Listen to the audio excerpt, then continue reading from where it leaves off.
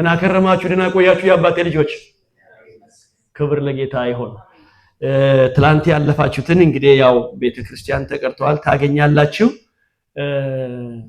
ውዳችን ያዳነን ጌታ ይመጣል አሜን ክብር ለጌታ ይሁን አሜን ከታወቅን ቆይተናል መልከኛ ያያችሁት ዛሬ ነው በክርስቶስ ኢየሱስ ካመንበት ሰዓት ጀምሮ ግን በመንፈስ አንድ ሆነናል ስለዚህ እንግዶች ያላችሁ ለኔ ወንድሞቼ ናችሁ የአባቴ ልጆች ናችሁ ክብር ለጌታ ይሁን እንደገና እድሜ ደግሞ ጨምሮ ይሄው ዛሬ እንድንገናኝ አደረገ እንጂ ድሮ ጌታን ስንቀበል ነው የምንታወቀው ክብር ለጌታ ይሁን አንድ መዝሙር እሷ እንዳለችው እንዘምራለን ከጆሌ አባን ቀብኔ ብዙ መዝሙሮች አሉ ያኔ እነሱ ሲዘምሩ የነበሩ መዝሙሮች ኃይለኛ ናቸው የሚያሻግሩ መዝሙሮች ናቸው እውነትም እነሱ ተሻግሮበት ያዳመጧቸውም ተሻግሮ ዛሬ እንደርሰዋል ጌታ የተባረከ ይሁን አንድ የተስፋዬ ገብሶ መዝሙር ዘምረን ወደ ትምህርታችን እንሄዳለን ቶሎ ትምህርቱን እንዳይቀርብን ፈጥናለሁ ማስተዋሻ ምዝ ሰዎችም የዓለም ትርምስ ቅርብ ነው ሊያበቃ እስኪ መዝሙር የምታውቁ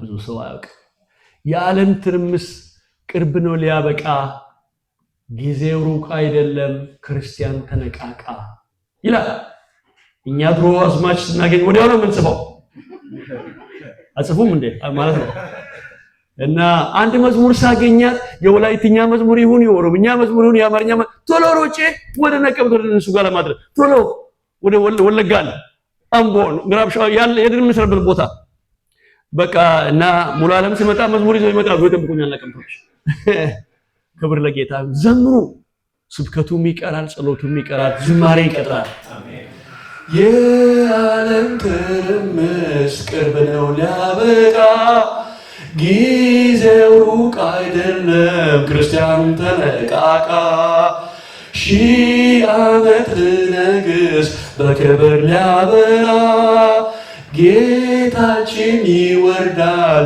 ከቅዱሳን ጋር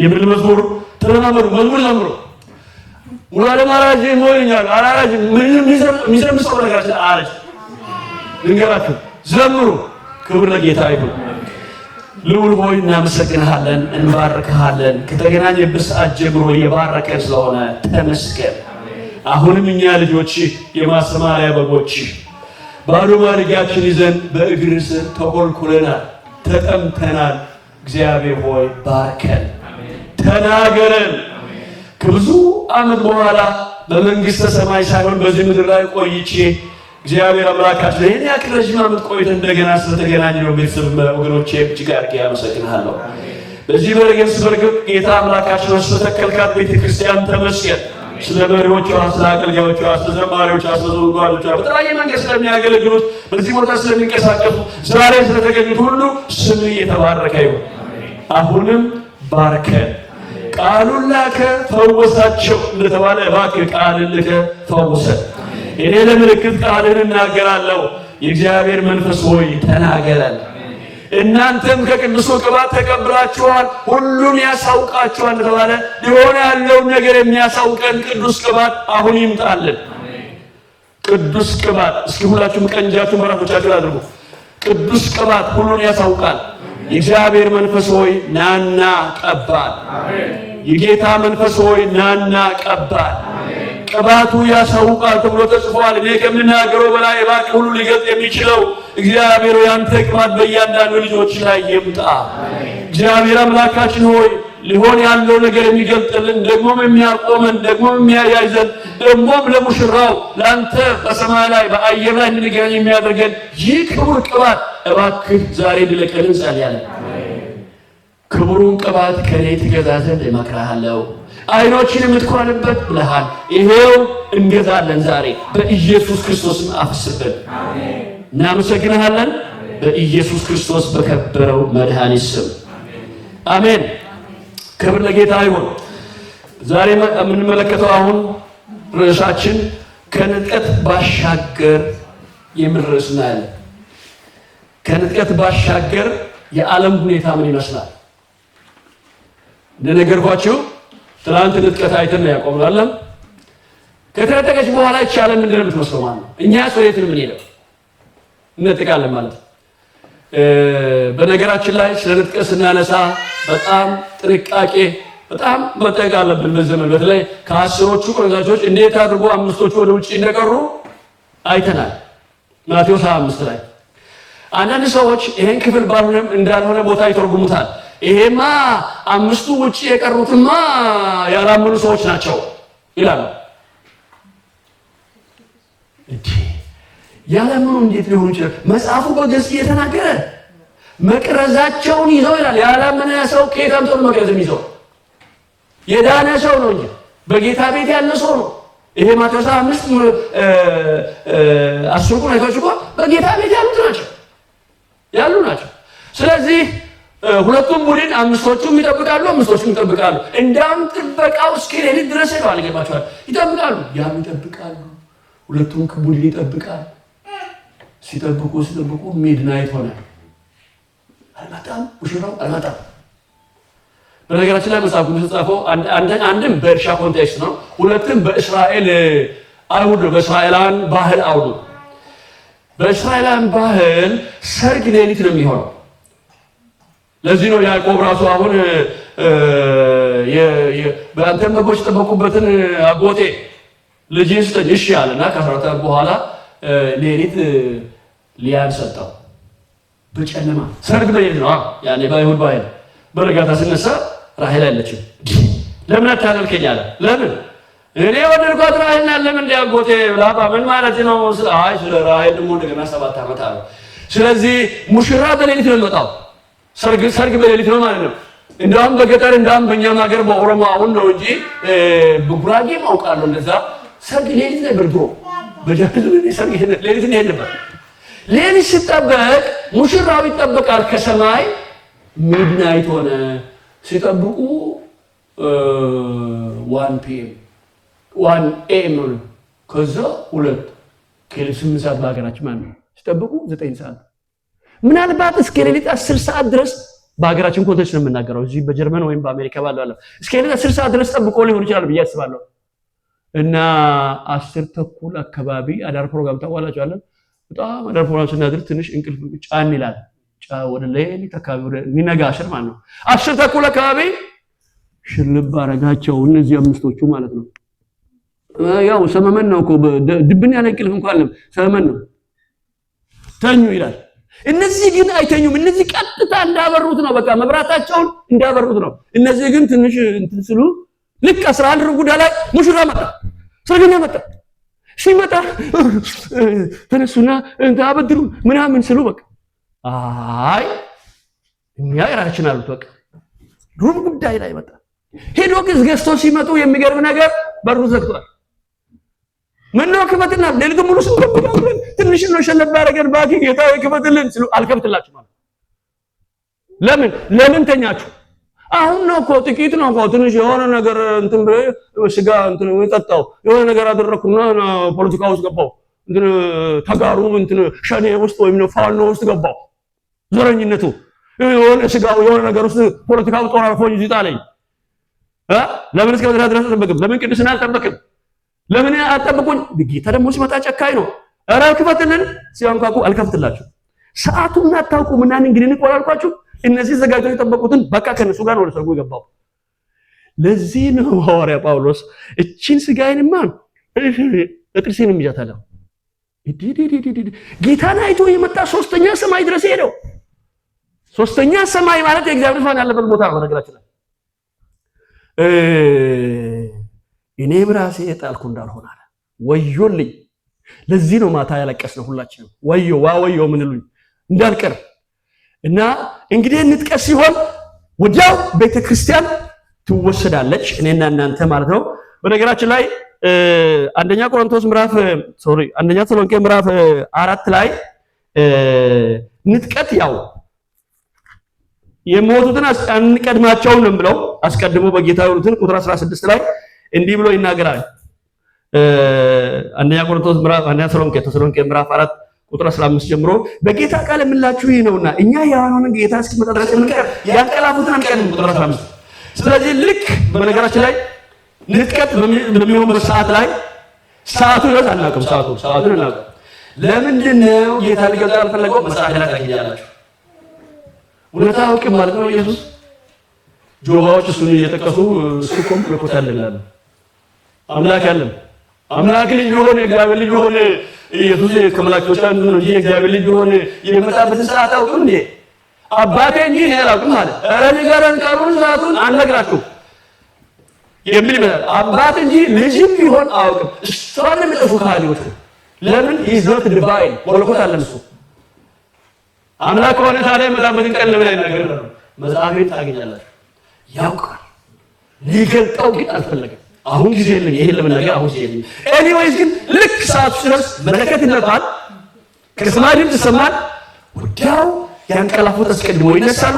እኛ ደግሞ በሕይወት ያለን ካምፓኒ ውስጥ ሊሆን ትምህርት ቤት ሊሆን ኮሌጅ ሊሆን መንገድ ላይ ሊሆን ባቡር ውስጥ ሊሆን መኪና ካለበት ቦታ መተኛት ሊሆን ብቻ ሰዓት ድረስ የማይለብስ አካል ለብሰን የማይሞት አካል ለብሰን አየር ላይ ጌታን እንቀበላለን፣ ወደ ሰማይ እንሄዳለን። ክብር ለጌታ ይሁን። ቀጥሎ የሚሆነው ነገር አሁን የምንመለከተው ቤተክርስቲያን በአንድ ጊዜ ከዚህ ምድር ለቃ ትሄዳለች። እኔና እናንተ ማለት ነው። ጌታ ኢየሱስ ይርዳል። አሜን። በቃ ስለዚህ ለመነጠቅ ነው አሁን ትልቁ ትግላችን ትልቁ ሩጫችን ክርስትና ማለት ጌታ ሲመጣ ውጭ ይላል ማለት እንዲህ ባሁን ይመጣ አለ።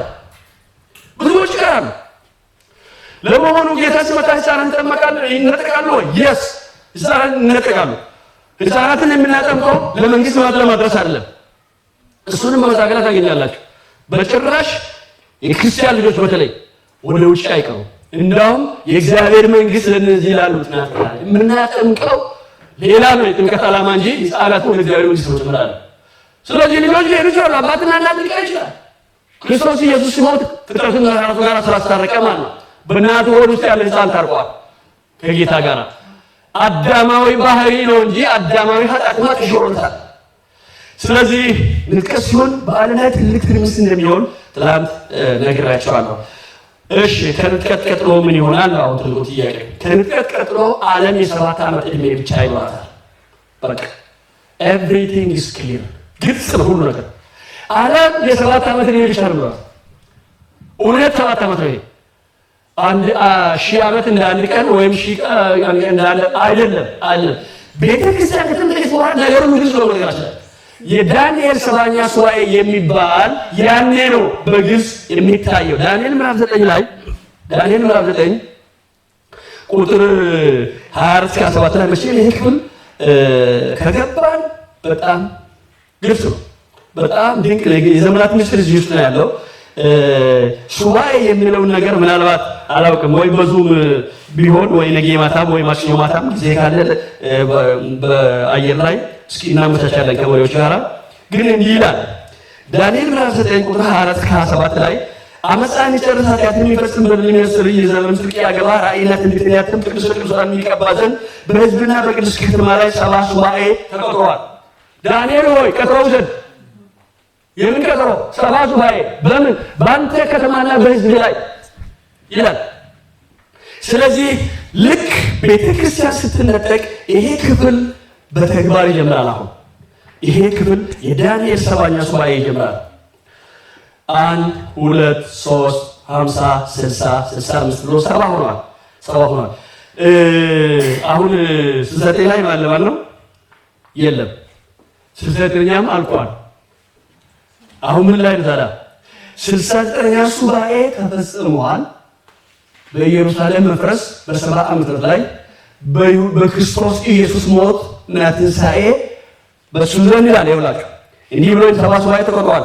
እወቅ አስተውል። ኢየሩሳሌምን መጠገንና መስራት ትእዛዙን ከመውጣበት ጀምሮ እስከ አለቃው እስከ መሲህ ድረስ 7 ሱባኤና 62 ሱባኤ ይሆናል። 7 እና 62 ስንት ነው? 69።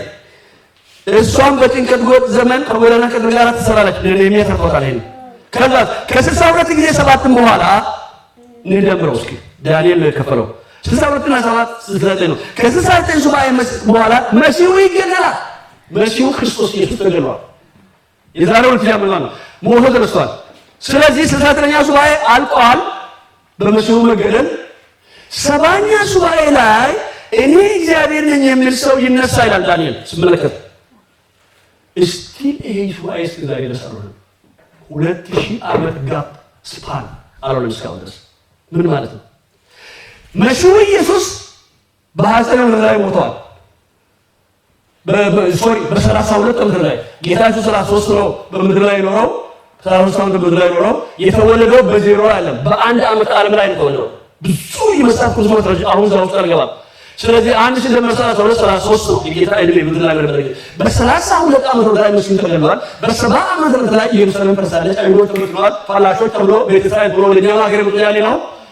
በዓለም ዙሪያ የተመቱት እዚህ ጀርመን የመጡት አውሮፓ የተመቱት ማለት ነው። ስለዚህ 69ኛው ሱባኤ አልቋል።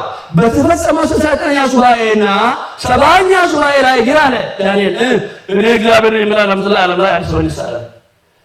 የሚገርም ነገር ትልቁ ምስጢር ነው። እስካሁን ድረስ እኔ እንደዚህ አይነት ሰው አልተነሳም።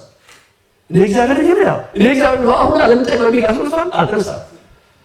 እኔም ተከተሉኝ ምን ማለት ይተነሳል አልተነሳም። ዓለምን የሚገዛ አሁን የጀርመን መሪ ዓለምን ይገዛል እንዴ? አሜሪካ ዘመደ ዓለምን መራሉ ስትል አሁን ትራምፕ ዓለምን ይገዛል ዘርበል ይለዋል። ሞዴል ደግሞ ማን ይሰማዋል? የአፍሪካ መሪ የኤሽያ መሪ ማን ሊሰማ አይችልም። ይህ ሰው ሲነሳ ግን ኮንተንቱ በአጠቃላይ አፍሪካ፣ አሜሪካ፣ ኤሽያ በሙሉ ዓለም የሚሰማ ሰው ይነሳል። መቼ? 70ኛው ሱባኤ ላይ ይሄ ሰው አልተነሳም። ስለዚህ በተፈጸመው 69ኛው ሱባኤና በ70ኛው ሱባኤ መካከል ቤተክርስቲያን ዘመን ጣልቃ ገብተዋል። እኔና እናንተ አሁን አለን ገባን መሃል ላይ ማለት ምስጢር ማለት ነው። እሺ አሁን ወደ እሱ ልተውና ወደ ከንጥቀት በኋላ ምን ይሆናል? ይሄው ዳንኤል የተናገረው ነገር በሙሉ ይሆናል ማለት ነው። ራእይ ምዕራፍ 4 ጀምሮ እስከ ምዕራፍ 16 ድረስ የሚገርም ነገር ራእይ ምዕራፍ 4 ጀምሮ እስከ ምዕራፍ 16 ድረስ ያሉት የመከራ ዘመን ይሆናል። ስለዚህ አሁን ይሄን ትምህርት የምንማረው ራሳችንን የምንጠነቀቀው ጌታ በድንገት ይመጣል። በድንገት መጥቶ ልጆችን ወደ ሰማይ ይዞ ወደ ሰማይ ይሄዳል። የተዘጋጁት ማለት ትላንትና ማን ተጠቃሉ ምን ላይ ተና ይዞ ይሄዳል። ከዛ በዓለም ላይ ለ7 ዓመት መከራ ይጀምራል። ብሎ ከባድ መከራ የሚጀምርበት ጊዜ ነው። ስለዚህ ከራእይ ምዕራፍ 4 ቁጥር 1 ጀምሮ በነገራችን ላይ ቤተክርስቲያን ምንም ነገር የለም ራእይ ውስጥ። ለምን ሄዳለች? የት ሄደች? ሙሽሪቱ ሄዳለች፣ ወደ ሰማይ ሄዳለች፣ ለሰርጓ ሄዳለች፣ ልትሞሸር ሄዳለች፣ ወደ ሰርጓ ሄዳለች። ስለዚህ እስከ ምዕራፍ ከባዱ ጊዜ ራእይ ላይ የምናገረው መከራ ዓለም ላይ አሁን እቺ መሬት እንዳለ ሆኖ ይህ ምድር እንዳለ ሆኖ አንድ በአንድ አበሳ የሚወርድበት ጊዜ ነው ማለት ነው። ታላቁ መከራ ሲሆን ቤተክርስቲያን ያለች በምድር ላይ ብዙ ሰው የሚከራከራል። ይሄን ታላቁ መከራ ሲሆን ቤተክርስቲያን በምድር ላይ የለችም። ማስረጃ ልስጣችሁ። አንደኛ ተሰሎንቄ ምዕራፍ 5 ላይ ከ1 እስከ 10 ወሰዱ። አንዱ እናንተ ሌላ ጊዜ አንደኛ ተሰሎንቄ 5 ከ1 እስከ 10 ማስታወሻ የምትጽፉ ወይም የምትቀዱ ሰዎች እንዲህ ብሎ ይናገራል። ወንድሞች ሆይ ስለ ዘመናትና ስለ ወራት ምንም እንጻፍላችሁ አያስፈልጋችሁም። ተሰሎንቄ ምዕራፍ 5 ከ1 እስከ 10 የጌታ ቀን ሌባ በሌሊት እንደሚመጣ እንዲሁ ይመጣል። ራሳችሁ አጥብቃችሁ አውቃችኋልና ሰላምና ደህንነት ነው ሲሉ ያን ጊዜ ምድር ጉድ እንደሚይዛት ጥፋት በድንገት ይመጣባችሁ ከቶም አመጡ። እናንተ ግን ወንድሞች ሆይ ቀኑ ለሌባ አይደርስባችሁም። በጨለማ አይደላችሁም፣ ሁላችሁ ብርሃን ልጆቻችሁ የቀን ልጆች ናችሁ። ከሌሊት ከጨለማ አይደላችሁም። እንግዲያስ እንንቃ ይላል። መከራው እንዳይደርስባችሁ ከባዱ ነገር ልቅዱን ሴት ልትወልድ ምጥ እንደሚይዛት እንዲደርስባችኋል ለነሱ ላይ። እናንተ ግን እዛው እንዳትገቡ ነቅታችኋል። ኪፕ ኢት ኮንቲኒው፣ ቀጥሉ ይሄንን ትጋታችሁን ይላል። ስለዚህ ልክ ቤተክርስቲያን ተጠቀሽ በዓለም ላይ ከባዱ መከራ ይሆናል ማለት ነው። በጣም አስቸጋሪ ጊዜ ከፊታችን አለ። አሁን ወይ የዓለም መከራ በቃም እንደ የዩክሬን ራሻ ጦርነት የእንትና ጦርነት የአፍሪካ ጦርነት ገና ምን ተነካና እዛ መሬት መንቀጥቀጥ ደግሞ ሆነ፣ እንደገና ውሃ ሙላት ሆነ፣ እንደገና እሳት ነደደ። ገና ምን ተነካና ገና መከራ ከፊታችን ከባድ መከራ በዓለም ላይ ከፊታችን አለ። ለምንድን ነው በዓለም ላይ ፍዳ የሚሆንበት ጊዜ ለምንድን ነው የሚባል? በዓለም ላይ መከራ የሚሆንበት ለሶስት ምክንያት ልንገራችሁ። በዓለም ላይ ከፊታችን መከራ አለ። እኔና እናንተ ከዛ መከራ ሰዓት ለማምለጥ አሁን የምንተጋው፣ የምንጸልየው፣ የምንሰበሰበው፣ የምናገለግለው፣ የምንተጋው እሺ የምንለው ምን የያዘው ከምናምን ከምራይ ነገር ከፖለቲካ ከምናምን ወራላ ከምቆጥ ነገር ወጣ ማለት ነው። ብዙ ሰዎች በጣም ያሳዝናሉ። ሲዘምር ያልቆየው ማለት ትንሽ ሲናገር ያልቆየው እንዲና እንዲህ ዘበርኩ አላውቅም። ይላል ጌታ። አላወቅሁም። ይኸው ተመልሶ አንዳንዱ በዝማሬያቸው በአገልግሎታቸው በደርግ ዘመን በመከራው ዘመን የቆምንበት ሰዎች ዛሬ ተመልሰው ጠመንጃ አንሳና ግደለው ይላል። እኔ ጫማ ውስጥ ነው የሚገባው። ወይኔ ጌታ ቶሎ ውሰደኝ ይላል። ለካ እስከ መጨረሻ የሚጸናኝ ነው ያለው። ስለዚህ ማንንም ሰው ጌታ ሊያሞኘው አይችልም። ይሄ እንደዚህ አድርጌልህ አሁን ትንሽ ቆይቼ ለኦሮሞ ቢታገል፣ ለአማራ ቢታገል፣ ለትግሬ ቢታገል፣ ለጉራጌ ቢታገል፣ ለጀርመን ቢታገል፣ ለአሜሪካ ቢታገል ዞር በል ዲስኳሊፋይ ትሆናለህ ከእግዚአብሔር መንግስት። ምን ያታግላል አንተ? ከዛ ጌታ ስለ ፖለቲካ ስለ ዘረኝነት ሳይቁ ተውሱን አለ። ወደ መንፈስ ቅዱስ ና አንተ የዳንከው ወደ ወንጌልና ያዳነህ ጌታ ጸልይለት ለምድራችን ለቤተሰቦቻችን ለአካባቢያችን ለሀገራችን ለምንኖርባት ምድር ሆነ ለጀርመን ለተወለድንባት ምድር መጸለይ ነው። እኛ ባንዳ እንጂ ሌላ ነገር ውስጥ እንዳትገባዝራ ልንገራችሁ። ሄጄም ነግሬያለሁ። ተወርኩበት ቦታ ነግሬያቸዋለሁ። እዚህ ጉባኤ መካከል አላችሁ ከዚህ ካልወጣችሁ ብዬ ነግሬያቸዋለሁ። እንኳን እዚህ ውጭ ሀገር ያለ ሰዎች ይቅርና ማለት ነው። ውጡ ከዚህ ከፖለቲካ ከዘረኝነት ከጎሰኝነት ውጡ ባካችሁ። ወደ አንድነት እንጣው። ይሚያዝ ጌታ ይመጣ በልጅ ነው። ትናንት ላይ ነው እንጃ ተመልሼ ወደ ሞት መድረሴም ስለማላውቅ ማለት ነው። ለዚህ ነው ጌታ ሆይ ብትመጣ በአየር ላይ ከቤተሰብ ያላገረ ይይስል። ለምን ዛሬ ማታ ሊሆን ይችላል። አይዞህ ከወጥጭነው ደስ ይላል ያገባላችሁ ያመለክን ያገለገል። አሁን ጌታ መጠበቅ አለበት። እግር ደግሞ ናቃል ልማር ዲግሪያስ ላግባ ለስራ አፕላይ አድርገው ምናምን እሱ ይቀጥላል። ጌታ ነገ ይሆናል። ባይሆንም የራሱ ጉዳይ። ክብር ለጌታ ይሁን። አንድ ጊዜ አሜሪካ ላይ አንዱ ለእንትንድሮ ያሰራል ማለት ነው። አንተ ግሪን ካርድ ላይ ማለት እና ችግር ፈጣሪዎች አሉ። ለምን የቤተሰብ ግሪን ካርድ እኔ የምን ግሪን እኔ ዋይት ካርድ አለኝ አሉ። ነጭ ካርድ አለኝ። የአሜሪካ ግሪን ካርድ ነው። እኔ ነጭ ካርድ አለኝ። ከፈለክ የመንግስት ስማት ካርድ። ክብር ለጌታ ይሁን። የአሜሪካ መንግስት ሁላ አለኝ። ነጭ ካርድ አለኝ እኔ መንግስት ባልሽ ምድርቀና ጌጧት ሰዓት የሚበላት ምድርቀና። ክብር ለኢየሱስ ይሁን። ከዚህ ውጭ አባት ልጆች ስለምወዳችሁ በደንብ የምነግራችሁ እንዳንቀር። አሜን ይሁን። ከበዳችሁ ከኔ ጋር ናችሁ። እሺ ለምንድን ነው ይሄ መከራ በዓለም ላይ የሚሆነው? ሶስት ምክንያት ልንገራችሁና ቶሎ ልሂድ። ሶስት ምክንያት ለምንድን ነው መከራ የሚሆነው? ወደ መከራ አለ ከታችን እዛው እንዳትገቡ እንዳንገባ። መከራው ምን ይመስላል? መከራው በጣም አስቸጋሪ ጊዜ እንደሚሆን እነግራችኋለሁ። ወደዛ መከራ እንዳትገቡ አለ ጌታ። እንደውም ወዮ ብሎ ያለቀሰው ነገር አለ። በነገራችን ላይ ለእርጉዝ ሴቶች ወዮላቸው አለ ጌታ። ትዝ ይላችኋል ማርቆስ 4 ላይ እና ማርቆስ 5 ላይ በዛን ጊዜ ለእርጉዝ ሴቶችና ለምታጠባ ሴት ወዮ ብሎ አለቀሰ ጌታ። ለምን ነው ከባድ መከራ ከፊት አለ። ለምን ተወራላችሁ? ሐሰተኛው ክርስቶስ ሲነሳ 66 የሚባለው ቁጥር አውራው ቁጥር ማተው ከሆነ ወዮልህ። የሚሽለው እናንተ አሁን አብዛኞቹ ወጣት ናቸው። የሚሽለው ሮጦ ያመልጣል። እርጉዝ ሴት ምን ትላ ታመልጣለች? በሳንጃ ይቀዳታል ማለት ነው። ሆኗል የምታጠባው ሕፃን ከነ ሕፃኗ ይጠፈጥፋታል በሰይፍ ማለት ነው። ለዚህ ነው ጌታ ወዮ ለምታጠባው እናት ወዮ ለእርጉዝ ሴት ያለው። ይሄ ደግሞ እኔ አሁን ፈጥሬ ተናገርኩ እንዳይመስላችሁ። ሁለተኛ ነገሥት ላይ ኤልሳ የሶርያውን እንትና አዳይ የሶርያውን መሪ እንዴት ኩሩ ብሏልና ስቅ ብሎ አለቀሰ። ምነው ጌታ ኤልሳ እንዲህ ለምታለቅሳለህ ያለው? አንተ በእስራኤል ሴቶች ላይ እኮ የምታደርጉ ነገር ይታየኛል። ምን እርጉዝ ሴት በሳንጃ ሆዷ ስትቀር ይታየኛል። እና እናትና ልጅን ስትፈታ ወዮ ጌታዬ ይሄ ነገር ከኔ ራቅ። መቼ እንደዚህ አለ? አይ ታረጋለህ። አሁን ውሸትህን ነው ሶርያ መሪ ታረጋለህ። እርጉዝ ሴት ለምትቀር ይታየኛል። ለዚህ ነው ማለት ነው። ልክ እንደ ኤልሳ ኢየሱስ ማለቀሻ ይገኛል። አንድ መከራ ከፊታችን አለ። ለምንድን ነው ይሄ መከራ የሚሆነው? በሶስት ምክንያት ነው። አንደኛ በሉ ይሄ መከራ የሚሆንበት ምክንያት እግዚአብሔር እስራኤሎችን እንደገና ማጣት ይፈልጋል። ሪፋይኒንግ እንደገና የእስራኤል ልጆችን ሊያጣ ይፈልጋል ጌታ። አሁን እስራኤሎች በሰማኑ ስላሉ አዚሙ ስላሉ ተኝተዋል። አይሁዶች ማለት ነው። በሮሜ ምዕራፍ 11 ላይ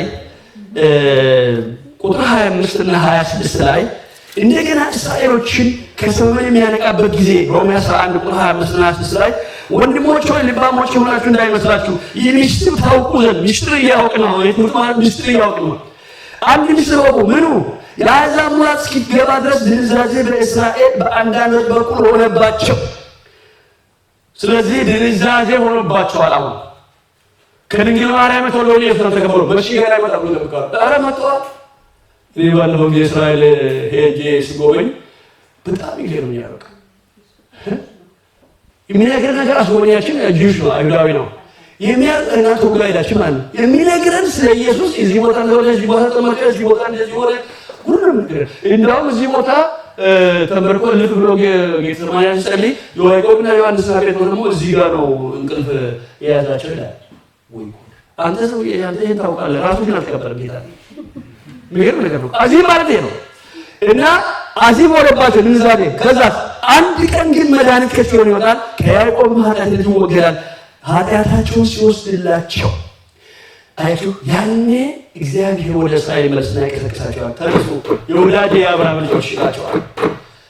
በኤርምያስ ምዕራፍ 30 ቁጥር 7 ላይ የያዕቆብ የመከራ ዘመን ይላል። አሁን ዓለም በሙሉ እስራኤል ነው የምጠራው። ዓለም በሙሉ እስራኤል ነው የምጠራው። እንግሊዝና ምናልባት አላውቅም፣ ጀርመኒ ሆነ አላውቅም፣ ምናልባት ኔቶ እንኳን ሁሉ አለ። በተለይ ስፔሻሊ እንግሊዝና አሜሪካ ተሸክሟታል። የተሸክሟት ደግሞ እንደሚቆስሉ ይናገራል ዘካርያስ 12 ላይ። ለምን ነው እነዚህ አይሲሶች እነዚህ ላይ የበረቱት? እስራኤል ተሸከሙ ነው። አለቀ። አንድ ቀን ግን በመከራ እንደገና ያጠራቸዋል። ኤርምያስ 30:7 ላይ ወዮ ለዛ ቀን እስራኤል ግን ይድናል ነው። ዳንኤል ምዕራፍ 12 ቁጥር 1-4 ላይ ከባድ መከራ በእስራኤሎች ላይ እንደሚሆን ግን እግዚአብሔር እስራኤልን በሙላት የሚድንበት ጊዜ ነው።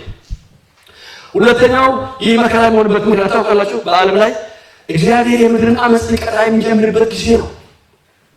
የምድርን አመፅ አይቀጡም እንዲያሆን አሁን ኢየሱስ ሞቷል ተነሳ ብሉት የሚያሾፉ መስቀል የሚያሾፉ አይቀጡም እንዴ? እሺ ተውት። ወንድና ወንድ የተጋቡ እዚህ ጋር ጌና ሌስቢያን ኤልጂቢቲኩ ያለ የሚቀል አይቀጣም። መቼ ነው የሚቀጡት ሰዎች? መቼ ነው የሚቀጡት? ዝም ያለ ይመስላችኋል ጌታ? አንድ በአንድ በአመፀኞች ላይ ቅጣቱን የሚያዝ በትዕቢተኞች በአመፀኞች ላይ እግዚአብሔር በእንደ ዕውር የሚቀጣበት ጊዜ ከፊታችን ያለው ይሄ ሰማይና ምድር ሳይሆን አንድ በአንድ መከራውን ያፈስባቸዋል። መለኮታዊ ቁጣ በአውሬ ብዛት ላይ ለምን ለ7 ዓመት አውሬ ምድር ስለሚገዛ እግዚአብሔር ከላይ ሆኖ ቁጣውን ያፈሳል። ኢሳይያስ ምዕራፍ 24 ውሰዱ። ኢሳይያስ ምዕራፍ 24 ላይ ቁጥር 1-21 ውሰዱ። አናነበው። ኢሳይያስ ምዕራፍ 24 ከ1-21፣ ኢሳይያስ ምዕራፍ 34 ቁጥር 2፣ ራእይ ምዕራፍ 6 ቁጥር 15-17። ራእይ ምዕራፍ 6 መከራ ይሆናል፣ አመፀኞች የሚቀጡበት ጊዜ ነው ማለት። ራእይ ምዕራፍ 6 እንስኪላ ብሎ ቁጥር 15-17 ላይ እንዲህ ይላል፣ የምድርም ነገሥታትና መኳንንት ሻለቃዎችም ባለጠጋዎችም ኃያላኖችም ባሪያዎችም ጌቶችም ሁሉ በዋሾችና በተራራዎች አለቶች ተሰወሩ፣ ተራራዎችንና አለቶችንም በላያችን ውደቁብን። ሰው ሞት ይፈልጋል፣ ሞት የለም። ይሄ ሰብ መሬት ተሰንጥቃ ብትውጠኝ ምን አለበት? እዚሁ ነጩ ቴክኖሎጂ አይደለም፣ ቪላ አይደለም፣ አውሮፕላን አለው። ምንም በቃ ምን አለበት? የተራራ ቢገጥ አይገለጽም። እና ከበጉ ቁጣ ሰውሩን ብለው ይለምናሉ። ታላቁ የቁጣ ቀን መጥቷልና ማንስ ሊቆም ይችላል? ይሄ ከፊታችን አለ። ሶስተኛው ለምንድን ነው የመከራ በዓለም ላይ የሚሆንበት ምክንያት? ቶሎ ብዬ ሶስተኛው የአሕዛብ ዘመን ወደ ፍጻሜ ለማምጣት ነው። እግዚአብሔር የአሕዛብን ዘመን ወደ ፍጻሜ ያመጣዋል። ይህ መከራ በዓለም ላይ የሚሆንበት ምክንያት ብያቸዋለሁ። መከራው ለምንድን ነው የሚሆነው? ከባድ መከራ ከፊታችን አለ ብያቸዋለሁ። እናንተ ግን ወደዛ መከራ እንዳትገቡ ነው ተባለው። ተጠንቀቁ፣ ከመከራው ሰዓት እጠብቅሃለሁ፣ ቃሌን ስለጠበቅ አንተ ግን አትገባም አለው ጌታ።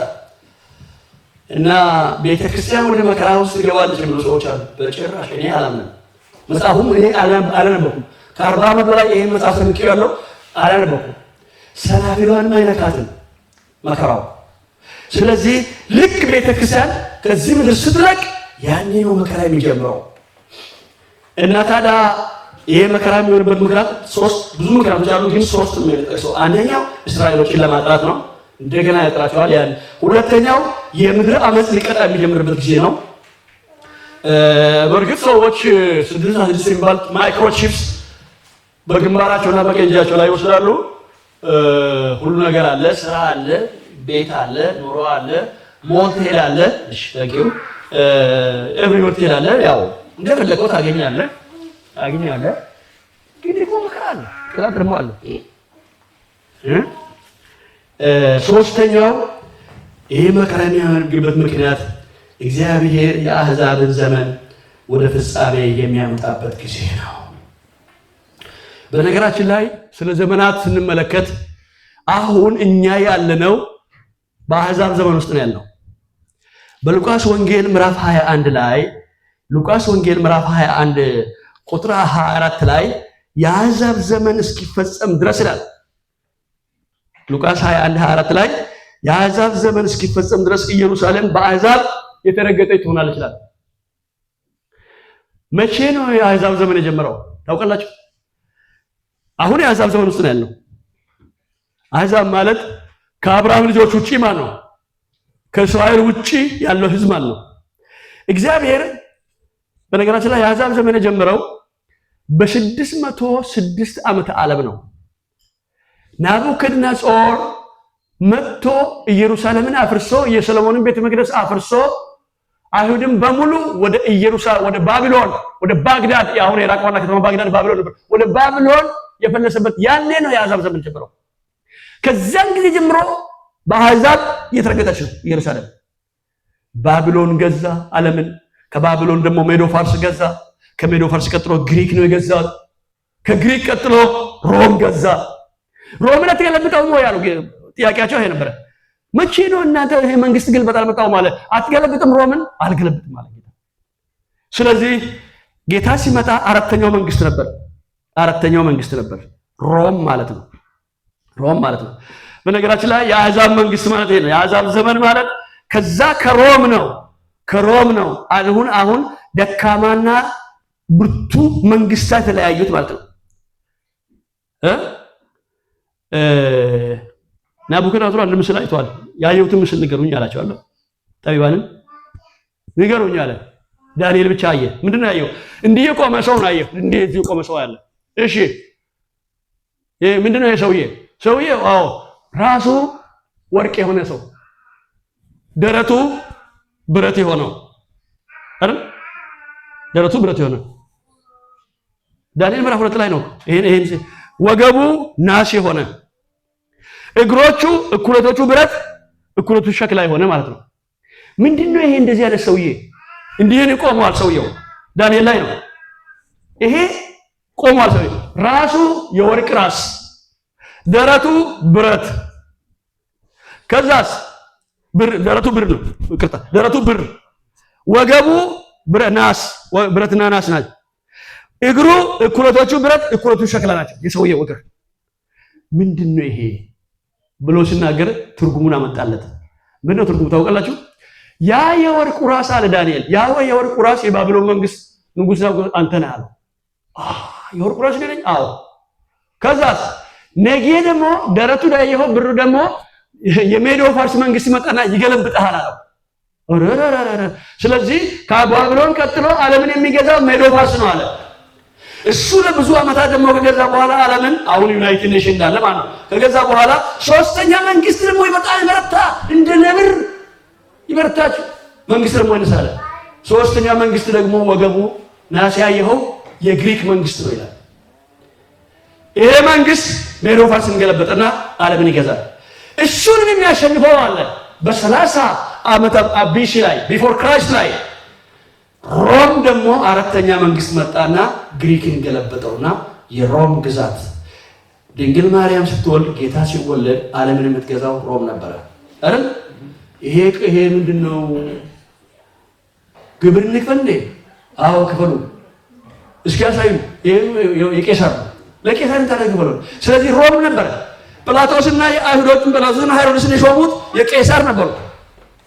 እና ታዲያስ ከዛ ከአራተኛው መንግስት እኩሎቶቹ ብረት እኩሎቱ ሸክላ ከሆነ እግር ነው ዓለም በሙሉ አሁን የዓለም መንግስታት ተካፈሉት።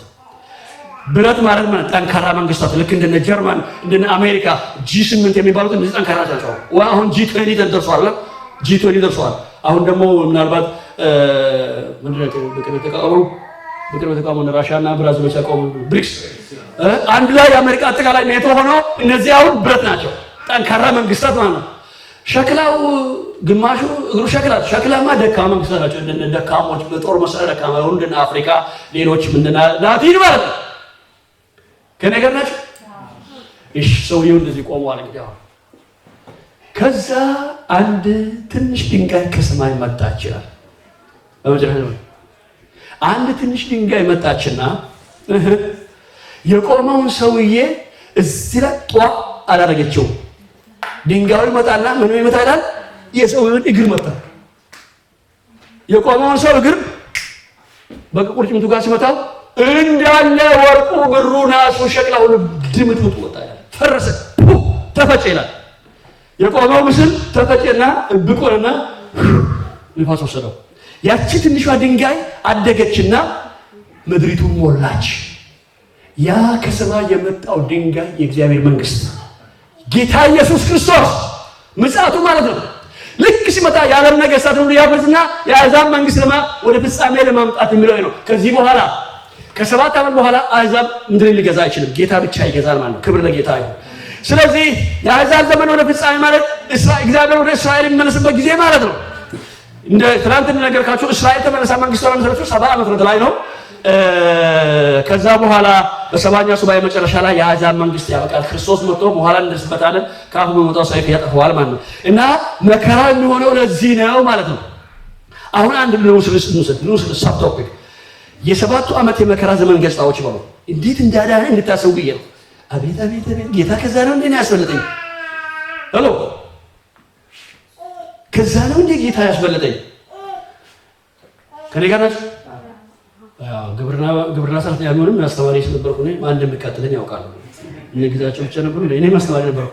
ነገራችን ማን ከኔ ጋር እንዳለ ነው እንደሚያንቀላፋ አለ። እሺ ጌታ ይባርካችሁ። የ7ቱ ዓመት የመከራ ዘመን ገጽታዎች አሉ።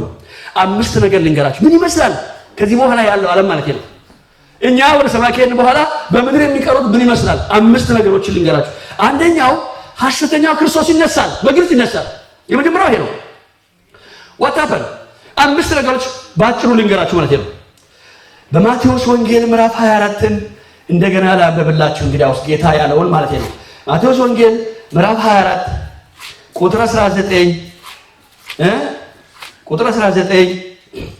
እስከ 22 በዚያችም ወራት ለግዞችና ለሚያጠቡ ወዮላቸው። ነገር ግን ሽሽታችሁ በክረምቱ ወይም በሰንበት እንዳይሆን ጸልዩ። በዛን ጊዜ ዓለም መጀመሪያ ጀምሮ እስከ ዛሬ ድረስ ያልሆነ እንግዲህም ከቶ የማይሆን ታላቅ መከራ ይሆናል።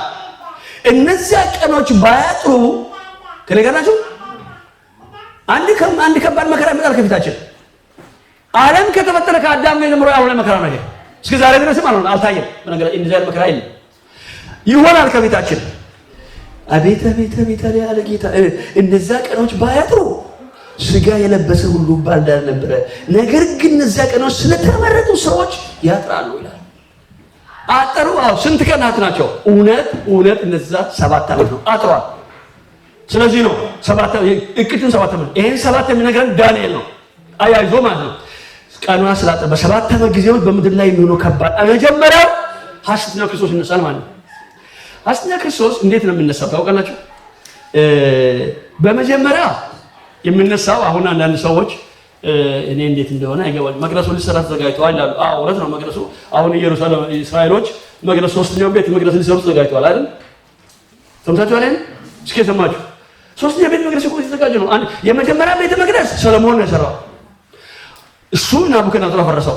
2ኛ ቤተ መቅደስ እነ ዘሩባቤል የሰሩት እነ ኢያሱ በነህምያ ጊዜ ማለት ነው፣ የዕዝራ ጊዜ ማለት ነው። የዘሩባቤል ቤተ መቅደስ 400-500 ዓመት ሲታደስ ቆይና ጌታ ኢየሱስ መጣና በዛ መቅደስ ሰበከ። የአባቴ ቤት ወንበር ያሻ ያደረጋችሁ እንደምቀር ፍራውጣ እዛ ቤተ መቅደስ ነው። ግን እሱም ፈረሰ። መቼ? ሰው ፈረሰ። ስለዚህ አሁን ሶስተኛ ቤተ መቅደስ ሊሰራ ዝግጅት ላይ ነው ያሉት። ሶስተኛ መቅደስ እኔም እጠብቃለሁ። በነገራችን እኔም ሁላችንም ክርስቲያን እንጠብቃለን። ይሄን ሶስተኛ ቤተ መቅደስ ማለት ነው። ይሄ ሰልፍ ቴምፕል እንዴት ነው የሚሰራው? አንዳንዶቹ አሁን ጊደርም ቀይ ጊደርም ተዘጋጅተዋል እንትንም ምናምን በቃ አሁን ነው በቃ ሊጀምሩት ነው ምናምን ይላሉ። እንዴት ነው የሚጀምሩት? እንዴት ነው የሚጀምሩት? የዛሬ 3 ዓመት እጄ እኔ አይቻለሁ። ቦታው ላይ አላስካ መስጊድ አለበት። እንዴት ነው የሚጀምሩት? መስጊዱን ያፈርሱትን እንዴ? መስጊዱ መፍረስ አለበት። የሰለሞን ቤተ መቅደስ ባለበት ቦታ ላይ የአላስካ መስጊድ አለ። ፍልስጤምና እስራኤል ዛሬ ትንቅንቁ ይሄ ነው። አንሱ ባካችሁ፣ ይሄን መስጊዱን አንሱ እንጂ ባካችሁ መቅደሳችን እንስራ። እዚህ ቦታ ላይ ነው ሰለሞን የሰራው። አናነሳው። አብርሃም እዚህ ቦታ ላይ መስዋዕት ይስሐቅን አቀረበ። እነሱ ደግሞ ቁርአን ደግሞ እንደዚህ ነው የነብዩ እስማኤል እዚህ ቦታ ላይ ቀረበው ይላል። እዲነችና እስማኤል ኧረ ይስሐቅ ነው። አናነሳው።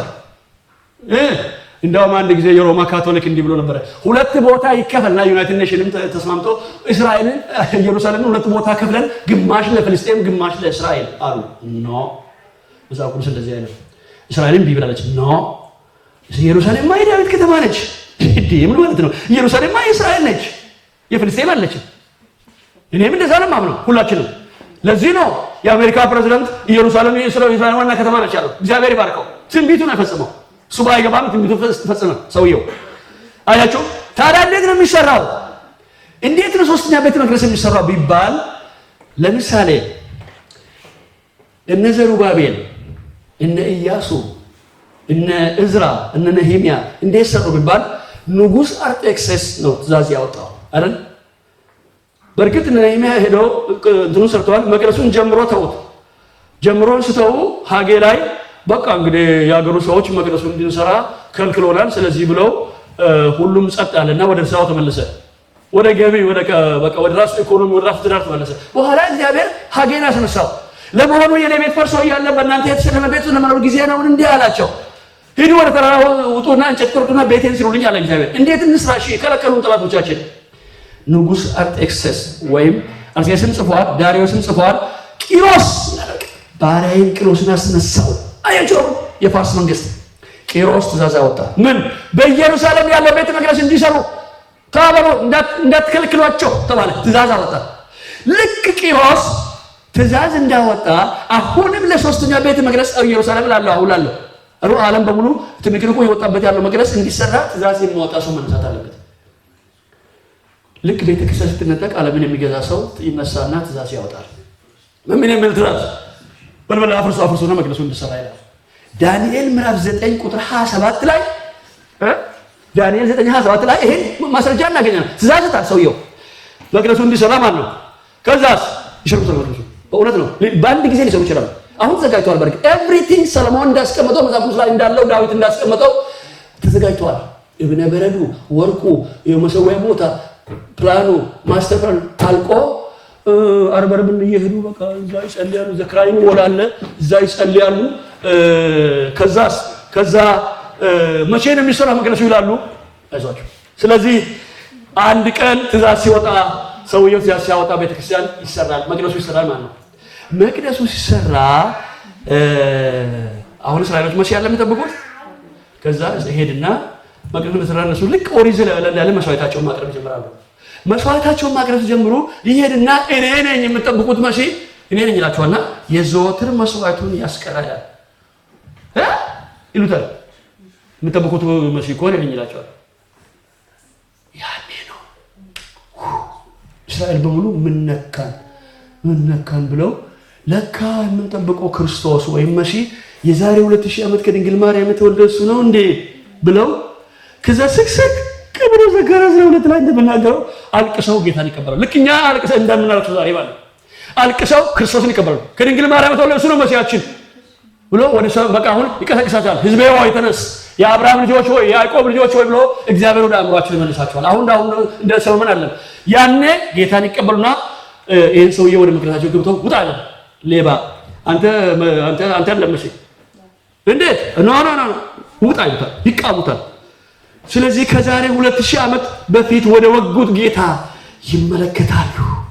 ራእይ ምዕራፍ 1 ቁጥር 7 ላይ ራእይ 1:7 ላይ እነሆ ይላል ዓይንም ሁሉ የወጉትም ሁሉ ያዩታል። ዋው!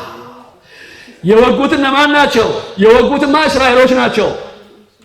ባርባን ወንጀለኛውን ሴቶች መንገድ ላይ የማሳልፈው ወንበዴውን ባርባን ተጣላሉ።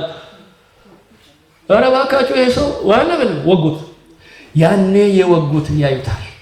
አሁን አዩት በቃ ጌታ። ስለዚህም ይቃወሙትና ሰውየውን ከመቅደሳችን ውስጥ ውጣ ይሉታል። ፍዳ ተጀመረ። እንግዲህ አሁን ጦርነት ጀመረ። በቃ ይሄን ጦርነት ነው ከባዱ ጦርነት። ሶስተኛ ዓለም ጦርነት ይሄን ጦርነት ነው እንግዲህ እስራኤል የማትችለው አሁን ከባዱ ይሄ ነው። ስለዚህ የመጀመሪያው አንቲክራይስቱ ይገለጣል ማለት ነው። ሁለተኛ የሚሆን ነገር ሁለተኛው እስራኤሎች በደላቸው ያን ጊዜ ይደመሰስላቸዋል ብሎ በሰባቱ ዓመት ውስጥ በሙላት እስራኤሎች በደላቸው ይደመሳል። እቺ የአይሁድ ሙላት የሚፈጽመው ያን ነው። አሁን የአሕዛብ ሙላት ነው። አሕዛብ ማለት ከአይሁድ ውጪ የሆነ አሜሪካዊ፣ ኢትዮጵያዊ፣ ኤርትራዊ፣ ጀርመናዊ፣ ምናምናዊ ከአይሁድ ውጪ የሆነ አሕዛብ ነን። የአሕዛብ ሙላት እስኪፈጸም ድረስ አሕዛብ በሙላቱ ለእግዚአብሔር መንግስት እስከሚገቡ ድረስ እንስራውን እስከሚሞሉ ድረስ እስራኤሎች ላይ አዚም ሆነባቸዋል።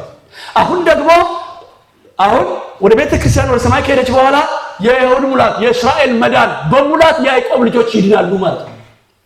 አያችሁ ዘካርያስ ምዕራፍ 12 እና 13 ላይ እግዚአብሔር ወደ አይሁድ ሙላት ተመልሶ ያድናቸዋል፣ ይመለሳል። ተነሱ አሁን የወዳጄ የአብርሃም ልጆች ይላቸዋል። በቃ እነሱም ያለቅሳሉ። ምን ነካላሉ? ለጌታ ስቅስቅ ብለው ያለቅሱለታል። ክብር ለስሙ እግዚአብሔር ይሁን። አቤት ጌታ እንዴት አድርጎ እንደሚያስቀምጡ። ባለፈው ጊዜ እስራኤል ምድር ሄጄ ብዙ ሰዎች አስተምሩ ይገርማቸዋል። ቅፍርናሆም ሄድንና የጴጥሮስ አማት ቤት ምሳ በላን። ይሄ የጴጥሮስ አማት ቤት ነው ብሎ አሳዩ እና እዛ አሳ በገሊላ ባህር ባጠገብ ማለት ነው። አንድ ሰው የሆነ ከከተማው ዳር ላይ የሆነ ሰው ይተኛል። ግንብ ዳር ላይ ኢትዮጵያ መጣው እንዴ እስራኤልም እንደዚህ ለማኛለ እንዴ ያልኩ ጋርቤጅ ላይ ቋሻ ቦታ ላይ የሚተኛ ሰው በቃ እንደ ሀገራችን እንዴ እዚህ ማለት እንዴ ብዬ ተጋብዬ ሲመለከት እንደ ሐውልት ነገር ነው። የሆነ ሰው ኬሻ ለብሶ የተወጫጨቀ እንትን ለብሶ ይተኛል። እንዴት እዚህማ እስራኤል ሲቪላይዜሽን አልተባለችም ብዬ ተጋብዬ ሳይ ምን እንደምታውቃላችሁ? This is the homeless Jesus ይላል። what ለካ ጌታ ቀበሮች የሰማይ ወፎች የሚያድሩበት ቦታ አላቸው። የሰው ልጅ የሚያድርበት ቀኑ ሙሉ ሲፈውስ ውሎ ለካ ከከተማ ዳር እዛ በሩ ውጭ ነው የሚያድረው። This is the homeless Jesus ስቅስቅ እያለቀሱ ወይኔ ጌታዬ አንተ ለካ ቤት አልነበረህም አለው። ማደሪያ ቦታ አልነበረህም። እኔ ሙሉ ዓለምን ለማዳን በጣም ትክክለኛው መጽሐፍ ነው እኮ የሚያስቀምጡት። የሚገርመው አለቃላ ተቀበሉ ይሄ ሰው ብለህ ሲሰስ የሚያድርበት ቦታ አይደለም። ቢፈውስም በቃ ወጥቶ ከተማ ዳር ነው የሚያድር። ግንብ ዳር ይሄ ሰው እዚህ ይላል። ወስኩ እያለቀስኩ መጥቼ ምሳ በላሁ። ወንድሜን አንድ አብረን ነጮች ነው አብረን አየኸው አልኩት። በጣም ወገኖቼ እስራኤሎች አላወቁትም። ያኔ ግን ያለቅሱለታል። በቃ ልክ እኛ እንደምናለቅሰው ይቀበሉታል ጌታን ማለት ነው። ወደ እግዚአብሔር አይሁድ ሙላትን ተሰጠ ጊዜ ያኔ ነው። ሮሜ 11:26 ላይ መድኃኒት ከጽዮን ይወጣል፣ ከያዕቆብ ኃጢአተኝነትን ያስወግዳል። ኃጢአታቸው ሲወሰድላቸው ከነሱ ጋር የሚከባው ክዳን ይህ ነው። ይሄን ምስጢር ልናውቅ ይገባናል። ሶስተኛ በዛን ጊዜ የሚሆን ነገር ቤተክርስቲያን ከተደረገች በኋላ ማለት ነው በታላቅ መከራ ውስጥ የሚድኑ ሰዎች አሉ። በሉ እስራኤልን ብቻ እንዳይመስላችሁ ከኛም ዘር ከኢትዮጵያዊም ከጀርመናዊም ከኤርትራዊም ከአሜሪካዊም ከአውሮፓም ከምናምንም ከምናለም ዙሪያ ከአሕዛብ ነን እኮ እኛ ሁላችን ከእስራኤል ውጪ ነን፣ አሕዛብ ነው። ስለዚህ በዛን ጊዜ የሚድኑ ሰዎች አሉ። እንዴት ነው የሚድኑ ሰዎች? ሮሜ 10:13 ማን ነው የሚያነብል? ቶሎ ሮሜ 10:13 የሚያነብል ሰው እቺን ቃል ብናገራለሁ። እስኪ ብለና ታያችሁ። እቺ ሮሜ 10:13 ሁሉም ሰው ያውቃል። በቃል ልትነግሩን ትኑር ግን ቃል ነው በሁሉ ሮሜ 10:13 የጌታን ስም የሚጠራ ሁሉ ይድናልና። የጌታን ስም የሚጠራ ሁሉ ይድናል። እሺ ይሄ ቃል ሁላችንም እናውቃለን። የጌታን ስም የሚጠራ ሁሉ ይድናል ማለት ምን ማለት ነው? ትላንት ማታ ቡና ቤት ሲዘፍን ቆይቶ ዛሬ ቸርች መጣ ሁርጧት ይድናል ማለት ነው? ሲያመነዝር ቆይቶ ሲዋሽ ቆይቶ ሲጠላ ቆይቶ ሰው እዛ ወንድሙን እየጠላ ብዙ ነገሮችን እያደረገ እርስ በርስ እየተነካከሰ ይድናል ማለት ነው የጌታን ስም ስለጠራ? እሺ ይሄን ያዙት። የጌታን ስም የሚጠራ ይድናል። ኦኬ ወደ ማቴዎስ ደግሞ ስንመጣ የጌታን ስም የሚጠራ አይድንም ይላል። መጽሐፍ ቅዱስ በርሱ ይጋጫል እንዴ? ማቴዎስ 7 ላይ ጌታው የሚለኝ ሁሉ መንግሥተ ሰማያት አይገባም ይላል። ሮሜ 10 ላይ የጌታን ስም የሚጠራ ይድናል ይላል። ምንድነው ይሄ መጽሐፍ? እርስ በርሱ ክላሽ ያደርጋል፣ ይጋጫል እንዴ? እዚህ ጋር ኢየሱስ ጌታ ስላልክ አትድንም ነው። ማቴዎስ 7 ላይ የጌታን ስም የሚጠራ አይድንም። ስሜ እራንተ እንዴ ስምን ይጠራል። ጌታ ይሉኛል አላውቅም። ያን መጣውቅም እኔ ሲፈውስ እኔ ሲዘምር እኔ እንደዚህ ሳልከተው ያን ጊዜ አላወቅኩም። እንዴት የአባቴን ፍቃድ አላደረክማ? ለዚህ ነው እንግዲህ አሁን ጥርሳችንን የምንነክሰው። የአባቴን ፍቃድ መቼ አደረክና ነው አንተ? የጌታን ስም የሚጠራ አይድንም ይላል። ኦኬ እሺ መጽሐፍ ቅዱስ እርስ በርሱ አይጋጭም። ላስረዳችሁ። የእግዚአብሔር ቃል ይኸውላችሁ፣ የእግዚአብሔር ቃል አንዱ ጥቅስ 3 ቦታ ሊተረጎም ይችላል። ግን መንገድ ሄርሜኔቲክስ የሚባል ቴዎሎጂ ህግ አለ። መጽሐፍ ቅዱስ አተረጓጎም ማለት ነው። አንዱ ጥቅስ ራሱ 3 ቦታ ሊተረጎም ይችላል። አንደኛው ታሪክ ሊሆን ይችላል፣ ታሪካዊ። ለምሳሌ አሁን ነህምያ ምሳሌ ነው ማቀርብላችሁ። ነህምያ የአባቴ አባቶች መቃብር ያሉበትን ከተማ ፈርሳለች፣ በእሳት ተቃጥላለች የሚል ነገር ሰማሁና ማልቀስ ጀመርኩኝ ይላል። በቃ አሁን አዋራ ላይ አመድ ላይ ተቀምጬ ማዘን ጀመርኩ ይላል። ታሪክ ነው አይደል? ይሄ ታሪክ ነው አይደል? እሺ ታሪካዊ ሊሆን ይችላል። ሁለተኛ ትርጉሙ ደግሞ የአሁኑ ጊዜ ወቅታዊ ሊሆን ይችላል። ራይት ናው እየተናገረ ማለት ነው። ስለዚህ ነህምያ አዘንኩ የአባቶች መቃብር ያለበት ከተማ ስል ለኔም ይናገረኛል። ሳነበው ነህምያ መጽሐፍ እኔስ እንዴት ነው ብዬ ይናገረኛል። ከነህምያ መጽሐፍ ማለት የአሁኑ ጊዜ ወቅታዊ ነው። ሶስተኛ የወደፊት ትንቢታዊ ነው ሊሆን ይችላል። አንድ ጥቅስ ራሱ ባትሮም ህግ ማለት ነው። የወደፊት ትንቢታዊ ሊሆን ይችላል። ለምሳሌ አብርሃም ልጁን ይስሐቅን ሰዋ ወደ ተራራ ይወጣል አይደል? ወደ ተራራ ይወጣሉ። ሲሄዱ ይስሐቅን ጥያቄ ጠየቀው። አባቴ እሳቱ ይሄው፣ ብላው ይሄው፣ እንጨቱ ይሄው፣ ምን ፈዝ ወጌታ አለ አለ። ይታል እንዴ ይሄ ሽማግሌ ረሳ እንዴ ሽመገለ እንዴ ይታለ በቡ ረሳን እኮ ሲል ግድ የለም ልጄ የመሳውቱን በግማ እግዚአብሔር ያዘጋጃል አለው አይደል? እሺ ገሰገሱ፣ ወደ ተራራ ወጡ።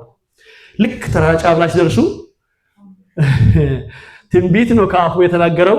ልጁን ሊሰዋ ቢላው ሳለ ልክ ሊያርስ ይስሐቅን እንዳታርገው እንደምትወደኝ አሁን አውቄያለሁ ታማኝ እንደሆን ካለውና ወደዛ ዞር ሲል ለካ በጉን አዘጋጀው አለ። የመስዋዕቱ በግ እግዚአብሔር አዘጋጀ አላዘጋጀም? አዘጋጀ። ከኔ ጋር ናችሁ? ጥያቄ ወጥቶ ነው ምን ችግር ትምህርት ነው ነው። እሺ ይሄ የአብርሃም ጥቅስ፣ ይሄ የአብርሃም ትንቢት የመስዋዕቱን በግ እግዚአብሔር ያዘጋጃል እውነት ነው። ግርፍ ፍጻሜ አግኝቷል። አንደኛው በሞሪያም ተራራ ላይ ነው። ትክክለኛ በዛ ተራራ ላይ ነው የመስዋዕቱ በግ የተዘጋጀው። ሁለተኛው የመስዋዕቱ በግ የናዝሬቱ ኢየሱስ በጎልጎታ ተራራ ላይ ነው ታርደው። አያችሁ ደስ አንድ ጥቅስ ነው። ወዲያው በጉ ተዘጋጅቷል። ከብዙ ሺህ ዓመት በኋላ በዛው ተራራ ላይ የእግዚአብሔር ልጅ ኢየሱስ ታርዷል። ከምቱ ሮሜ 10:13 የጌታን ስም የሚጠራ ይድናል ሲባል ዛሬም የጌታን ስም ጠርተን እንድናለን ማለት ነው። ትንቢታዊ ይሄ በነገራችን ላይ እውነትም ኢየሱስን ስሙን የሚጠራ ይድናል ብለው በስሙ እንፈወሳለን። ይሄም እንዳለችው ይፈወሳል። እውነት ነው። እንጸልዩ ይፈልጋሉ። ይፈወሳሉ። ጸልዩልኝ። በስሙ እንድናለን። በኢየሱስ ስም ስላጋንንት ይወጣል። በስሙ ነው የምንወጣው። መኪና አትገለብጥም። አውሮፕላን በኢየሱስ ስም በጌታ ስም ነው። እንደው ጴንጤ ስለሚበረከክ ዩኒቨርስ እንዳለኝ ሰማይም ምድርም ሁሉ ነገር ኮከብቱ ሳይጋጩ አብሮ ይሄዳሉ። በጌታ ስም ይሄው እየጠራን በጌታ ስም ነው መሄዳን ነው የምንኖረውም የምንበላውም በጌታ ስም ነው። አለ እንዴ ግን ኢየሱስ ስላለ ግን መንግስተ ሰማያት አንገባም። አለቀ። ለምን? ኢየሱስ ሲሉ እዚህ ጋር የጌታን ስም የሚጠራ አይድንም አትገባም በስሜ ሲሉ ነው። ይህ ዘመን የጸጋ ዘመን ነው። ይህ ዘመን ለመቀደስ፣ ይህ ዘመን ኃጢአትን እንዲህ ለማለት፣ ይህ ዘመን ለማገልገል፣ ይህ ዘመን ለመሰብሰብ፣ ይህ ዘመን ለመሰጠት፣ ይህ ዘመን አስፈላጊውን የእግዚአብሔርን ቃል ለማድረግ፣ ይህ ዘመን ስጋህን በጥርስ ለመያዝ ጸጋ አለ። ስለዚህ ኢየሱስ ያልክ ብቻ ትላንት እያመነዘርክ፣ ትላንት እየዋሸ፣ ትላንት ያነ ቦታ ተዘፍቀ እዛ የማይገባ ነገር ውስጥ ገብተህ፣ ትላንት የሆነ ወልመካ ውስጥ ገብተህ ዋንንታነ ከሰገልተ ሄቹ የሆነ ድብልቅ ውስጥ ገብተህ ዛሬ ኢየሱስ ላክ ትዳናለህ ማለት አይደለም። ዛሬ ጸጋው ከዛም በላይ ይጠበቅብናል። ኢየሱስ ከማለት በላይ ይጠበቅብናል። አያችሁ?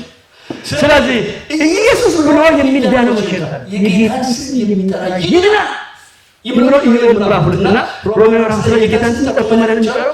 ቤተክርስቲያን ከተነጠቀች በኋላ ሰዎች ጌታን ይቀበላሉ። ሲቀበሉ እንደኛ ተሰብሰቡ ማለት አይቻልም። ቦታ አስፈልግ ማን ይሰበስባል? አብራን ማን ሰው ዘምሮ ማን ዘምራል? አስራት ክብሩ ማን አስራት ክብሩ አያስፈልግም። ተቀደሱም የለም ተሰብሰቡ እንዘምር እንሰብሰብ ባይብል ስተዲ እንጸልይ የለም እንደዚያ ነገር። የጌታን ስም ኢየሱስ ብቻ ከእሱ ከቀረበ ይድናል። ኢየሱስ ጋር አንገት ይቆርጣል አለቀ። ከዛ ይቀላቀላል ማለት የጌታን ስም ኢየሱስ ብቻ ስለጠራ የሚዳነው ቃሉ መፈጸም ወደ እንጂ ከሰባት ዓመት መከራ ውስጥ ያለ ኢየሱስ ይችላል። አሁን ግን ከዛ በላይ የሆነ ህይወት ተጠብቅ፣ ከዛ በላይ ጥራት ተጠብቅብናል። ለምን የሥጋ ስራ የሚያደርጉ አመንዝሮች፣ ክቦት ምን እንደዚህ የሚያደርጉ እግዚአብሔር መንግስት አይገቡም። ውሸተኞች፣ ቀላዋጮች፣ ሌቦች እግዚአብሔር መንግስት አይገቡም ተብሏል። አሁን ጸጋላ ጸጋው ለምን ታፋፋለህ? ጸጋ እንዳይጎልባችሁ ተብሏል። ጸጋ እንዳይጎልብን የምንሰበሰበው፣ ጸጋ እንዳይጎልብን የምንፋቀረው፣ ጸጋ እንዳይጎልብን የምንያያዘው፣ ጸጋ እንዳይጎልብን አሁን ስብስብን የምናቀረው በጣም ስንት የምናቀረው የምንጸልየው መሪዎቻችን የምንሰማው እሺ የምንለው የምንታዘው ጸጋ ለመቀበል ነው። ቤተክርስቲያን ስትነገር ጸጋው ያበቃል።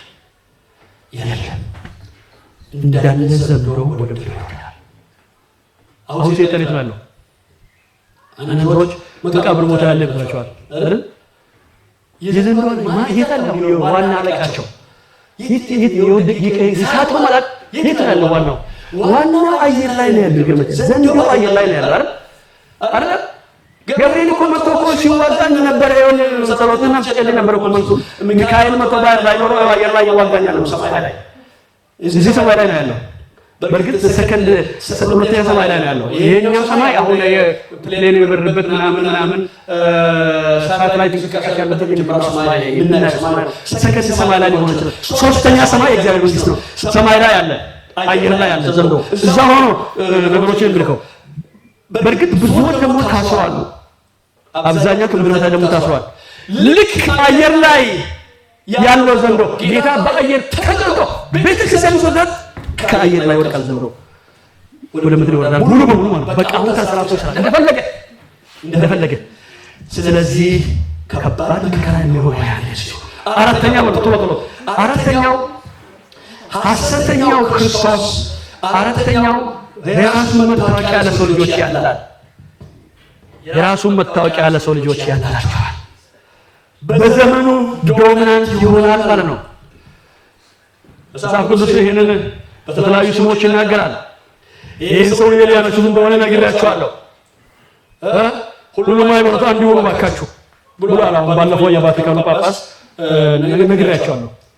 አሁን የአብርሃም አንኮር የአብርሃም ልጆች ሙስሊሞች፣ ጂውሾች፣ ክርስቲያኖች አንድ ሁኑ። እሺ እንሁን እንዴ ምን እንዳደረገናል? ስለዚህ ይሄ አንድ ሃይማኖት የሚለው ይሄው ኢንስቲትዩሽኑ በጣም እየሰሩ ነው ያለው። እንደው እንቅስቃሴውን የካተተበትና ሳውዲ አረቢያም ወደዚህ እርምጃ ሜምበርሺፕ መሆን ለማየት ሆናለች። ብዙ እስላም ሀገሮች ሆነዋል።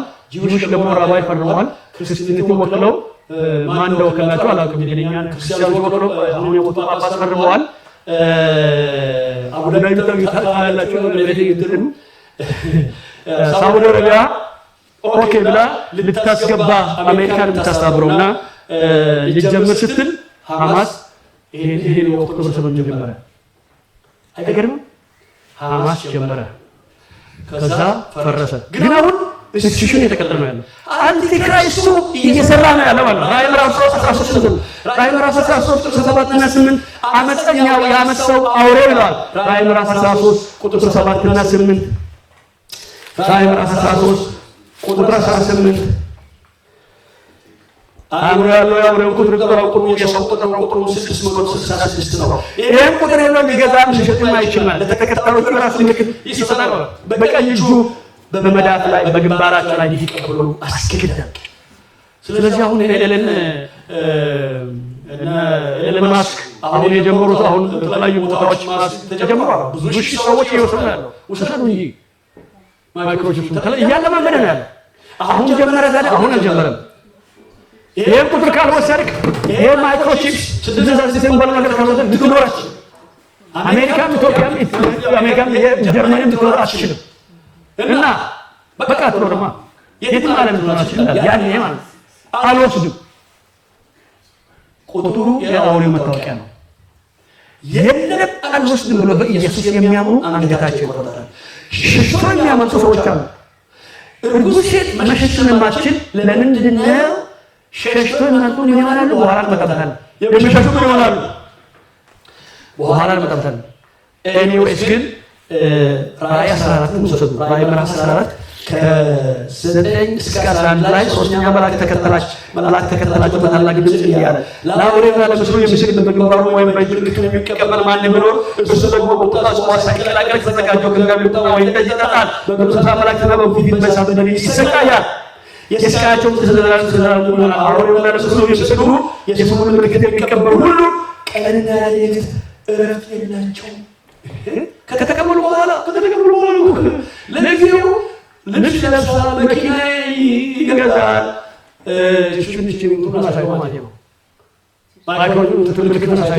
የፈለገውን ነገር ያገኛል። ግን ደግሞ እረፍት የለውም። የሚነዘንስ ቁስል በሰውነታቸው ላይ ይወጣል። ጌታ ከዛ ነው ያለን። ስሙ የተባረከ ይሁን። ስለዚህ አምስተኛ የምንመለከተው በምድር ላይ በሚኖሩት ላይ ከባድ የመከራ ጥግ ይሆናል። መከራውን ትንሽ ላሳያችሁና ከዛ አንድ ነገር አይተን እንፈጽማለን። አምስተኛው በዚያን ወቅት ከሚሆኑ መከራዎች አንዱን ላሳያችሁ። የመከራ ጥግ ይሆናል። የመጨረሻ መከራ ጥግ፣ የመጨረሻ ባህል ላይ በሚኖሩ ሰዎች መከራ ጥግ ላሳያችሁ። ራዕይ ምዕራፍ 9 ላይ ቁጥር 1 እስከ 11 ላይ አንብቡ። ቁጥር 1 እስከ 11 እንዲህ ይላል። አምስተኛው መልአክ ነፋ፣ ከሰማይም ወደ ምድር ወድቆ የነበረ ኮከብ አየሁ ይላል። አንደኛው መልአክ፣ ሁለተኛው መልአክ፣ ሶስተኛው መልአክ ነፋ። ሶስተኛው መልአክ ይሄ ሁሉ ስቃይ ነው። አንዱ ሲያልቅ አሳይመንቱን ጨርሶ ሌላ ደግሞ ይቀጥላል። አንዱ ሲያልቅ ሌላ ደግሞ ይቀጥላል። ጌታ ኢየሱስ ከዛ ሁሉ አዳነን። ስሙ የተባረከ ይሁን። አሜን ትላላችሁ? ይህን ጌታ እናመልከዋለን። ጎፍታህን ሉካ ጀባን ሉካ ሆነ። አሜን። አንድ ኦሮምኛ መዝሙር እዚህ ላይ አሁንም የሚሰብለ ለሙት ዝለኛል።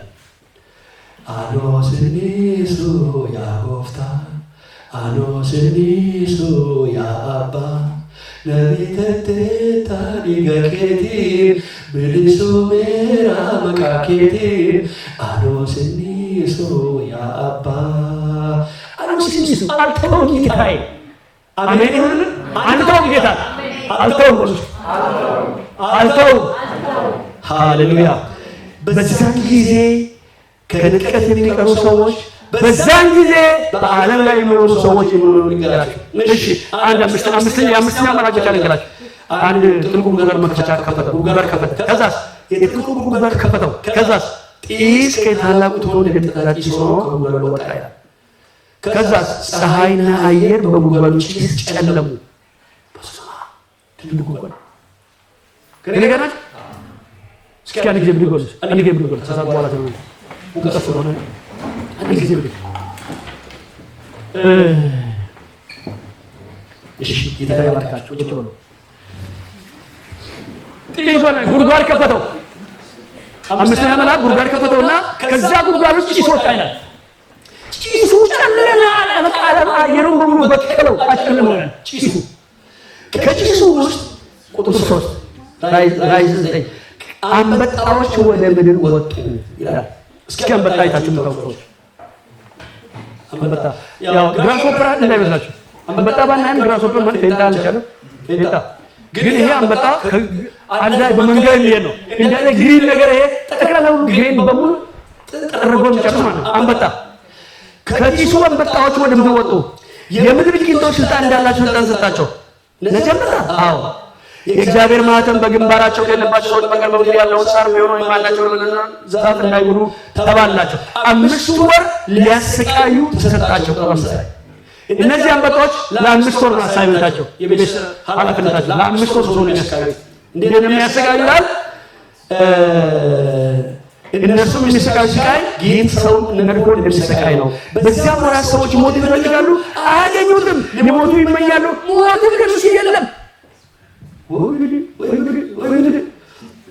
የለም ሞት ይሸሻል ከዛስ የአንበጣዎች ማለት እነዚህ አንበጣዎች ምንድን ናቸው ልባሩ እነዚህ አንበጣዎች ምንድን ናቸው አንበጣ ነው እንዴ አንበጣ ነው ያውቃል አሁን የግብርና ሰራተኛ ነው ክሮፕ ፕሮቴክሽን ላይ ስለነበርና አንበጣ ለማጥፋት ብዙ ዘመቻዎች ተጣጣሩ የአንበጣዎቹ መልክ ይላል ለጦርነት የተዘጋጀ ፈረሶች ነው በራሳቸውም ላይ ወርቅ እንደሚመስሉ አክሊሎች ነበሯቸው ፊታቸው አንበጣ ላይ ወርቅ አክሊል አለ እንዴ ረኔ ያየው አንበጣ ወርቅ ራሱ አክሊል የለውም ይሄ ግን አንበጣ አክሊል አለ ፊቱ ደግሞ እንደ ሰው ፊት ነው ይላል ምን አይነት ክሬቸር ፍጥረት ነው በራሱ ላይ አክሊል ፊቱ የሰው ፊት ተዘላል ከዛስ የሴቶችን ጠጉር ምስጠጉር ደግሞ ነበራቸው እረበለው እንደኔና እናንተ የሚከረከም ሳይሆን እዚህ የሚተኛው አለ አረ ሴቶች ጠጉር እሺ ይሄ ምን አይነት ፍጥረት እንደሆነ አይታወቅ ጥርሱ ግን እንዳንበሳ ጥርስ ነው ደግሞ የብረት ጥሩር የሚመስል ጥሩር ደግሞ ነበራቸው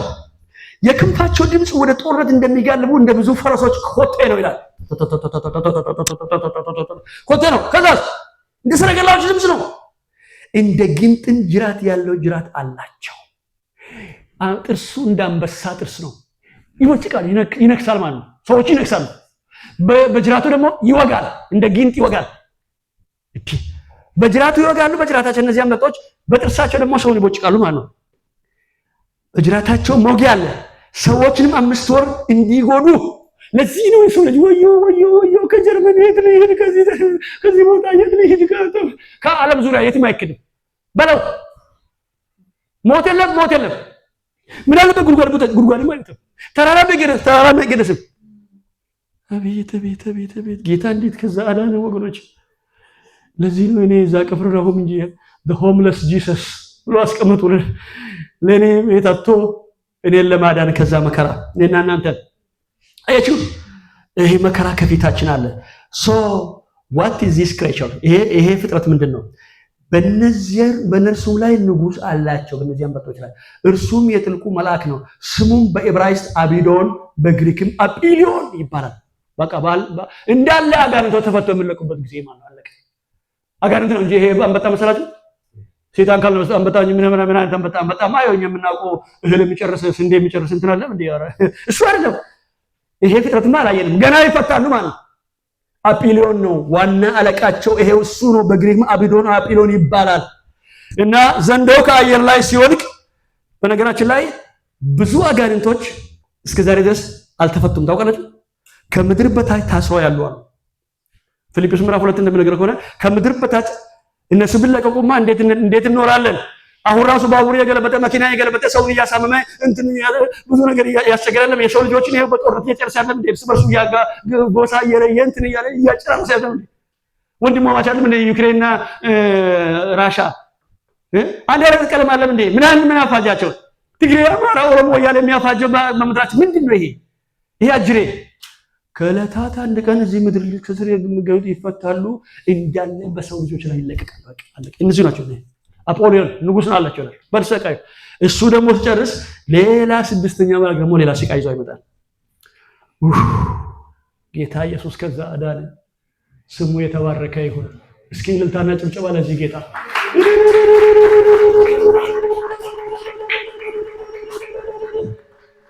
ወዮ ከዛ መከራ አዳነን አንደኛ ተሰሎንቄ ምዕራፍ 1 ቁጥር 10 ላይ ምንድነው የሚለው አንደኛ ተሰሎንቄ ምዕራፍ 1 ቁጥር 10 ላይ እንዲህ ይላል እንድታስቡ ነው ጌታን ምን አገለገልኩት ጌታዬ እነርሱም እንዲህ ብሎ ይናገራል። ከሙታን ያስነሳ ልጁን እርሱን ኢየሱስን ከሚመጣው ቁጣ የሚያድነንን ከሚመጣው ቁጣ የሚያድነንን ከሰማይ ትጠብቁ ዘንድ ከጣዖታት እግዚአብሔርን እንዲይዘው እንዳላችሁ ይናገራሉ። እናንተ ተሰሎንቄ ሰዎች፣ እናንተ የሬገንስበርግ ሰዎች ከሚመጣው ቁጣ አንድ ታላቅ ቁጣ ከፊታችን አለ። ከዛ ቁጣ የሚያድነንን ኢየሱስን እየጠበቅን ክብር ለጌታ ይሁን። እሱን ጠብቃላችሁ እናንተ ተመርከበ መመስገኖች የምናመጣለን ብሎ ይናገራል። ያ መከራ ከፊታችን አለ። ስለዚህ ከቤተ ክርስቲያን ተጠቅጥሎ ያለው ከባድ ይሄ ወደዛ መከራ እንደገባ ለዚህ ነው ትጉባና ጸልዩ ወደ መከራ እንዳትገቡ ያለው ጌታ። ለዚህ ነው ወዮ ሽሽታችሁ መከራ እንዳይሆን አለ። ርኩስ ሴቶች አይችሉም ማለት ሽሽታችሁ መከራ እንዳይሆን ታውቃለህ። መከራም ተወራታል ጭቃ አለ። አሁን አስፋልት አለ መከራ ማራቶን ባስፈተናል መጥቶ በክረምት ማን ይሮጣል? በዝናቡ በስማው ጭልግ መሮጥ አይቻልም። አሁን ነው ሳመር ሲመጣ ጥሩ መሮጥ ይቻላል። ከበለታችሁ ከባድ ክረምት አለ ማለት ነው። ሽሽታችሁ በክረምት እንዳይሆን አለ። ተጠንቀቁ ዛሬ ልጆች ይትጉ። ለዚህ ነው ጳውሎስን ትጉና ጴጥሮስን ትጉና ጸልዩ ያለው። ትጉና ጸልዩ እግዚአብሔር ይወጣ መንፈስ ያሰጣቸው። ጌታ ኢየሱስ የተሰቀለባት ቦታ ላይ በዛች ሌሊት ትዝ ይላችኋል። 3 ጊዜ ወደ ዮሐንስና ጴጥሮስ መጣና እዛ ቦታ ሲጎበኝ አሳዩን። የቱ ጋር ኢየሱስ ልብ ብሎ እዚህ ጋር ተጸለየው። ዮሐንስና ጴጥሮስ ያዕቆብ ደግሞ እዚህ ተኝተዋል። እነዚህ ልጆች በጣም ይገርሙኛል። ቀና አብረን ቡድን የሆኑ ሰዎች የጌታን አለካይ ይወጣሉ። እዛ ጌታ ቆመን ብለው እዛ ቆመ። እዚህ ነው ተኝተን ጴጥሮስ ንጋንሳው ለአንድ ሰዓት እንኳን ከእኛ ጋር መኖር ያቃታችሁ ማለት ዛሬ አንድ ሰዓት እና 30 ደቂቃ እንኳን ምርኩ ነው። ጌታ ኢየሱስ የድሮ ጸሎትን ትቼ ነው ጌታዬ ስክስክ እያለቅኩ በማረም ባይዘን ቀናትን ለካ ሁሉም ሰው ያለቅሳል። እዚህ ላይ ነው እዚህ ቦታ ነው ዮሐንስ ለከሞት ለአንድ ሰዓት እንኳን ከእኔ ጋር አልተከታተላችሁም። አዳር ጸሎት ሲባል ትቀራለህ፣ ጾም ጸሎት ሲባል ትቀራለህ። ጸሎት ሲባል ወገብን ይዘሃል፣ ኮንፈረንስ ሲባል ሃሌሉያ ሲባል ብቻ ነው የምትሮጠው። በጣም እዛ ቦታ አለቀስንላችንም። ወይኔ ጌታ ሆይ እኔ እኮ ብዙ ነገር ተከሞቹ ተኙ ከእኔ ጋር ምን አለበት ብታዝልኝ። ዚስ ዴይ የጌታ ጥያቄ ይሄ ነው። ትዝለኝ ያለ ወይ ሊመጣ ካለው መከራ በማምለጥ ማለት ነው። ከዛ አዳነን ጌታ ስሙ ብሩክ ይሁን። እሺ በዘመኑ መጨረሻ ምን ይሆናል? ይሄን አይተን ወደ ምሳ እንሄዳለን። ከዛ አስደናቂ ነገር ደግሞ እንመለከታለን። እንዳመጣችሁ ከምሳ በኋላ 1000 ዓመት መንግስት ሊሆን ያለው ነገር ከዚህም በላይ ጌታ እንዴት እንዳላለ እንመለከታለን። ጊዜ ደሟል። እሺ በዘመኑ መጨረሻ ምን ይሆናል? በሰባቱ ዓመት መጨረሻ በኢኖክስ ተገኘን ወይም በዳንኤል 7ኛው ሰማይ መጨረሻ ላይ ምን ይሆናል? የሚሆነው ነገር ነገራችሁ። እንደ ክርስቲያን ምስጢር ሁለት ነገር ይሆናል። አንደኛ የመከራ ዘመን ማብቂያ፣ የመጀመሪያው የአርማጌዶን ጦርነት ይሆናል። አርማጌዶን ጦርነት ይሆናል።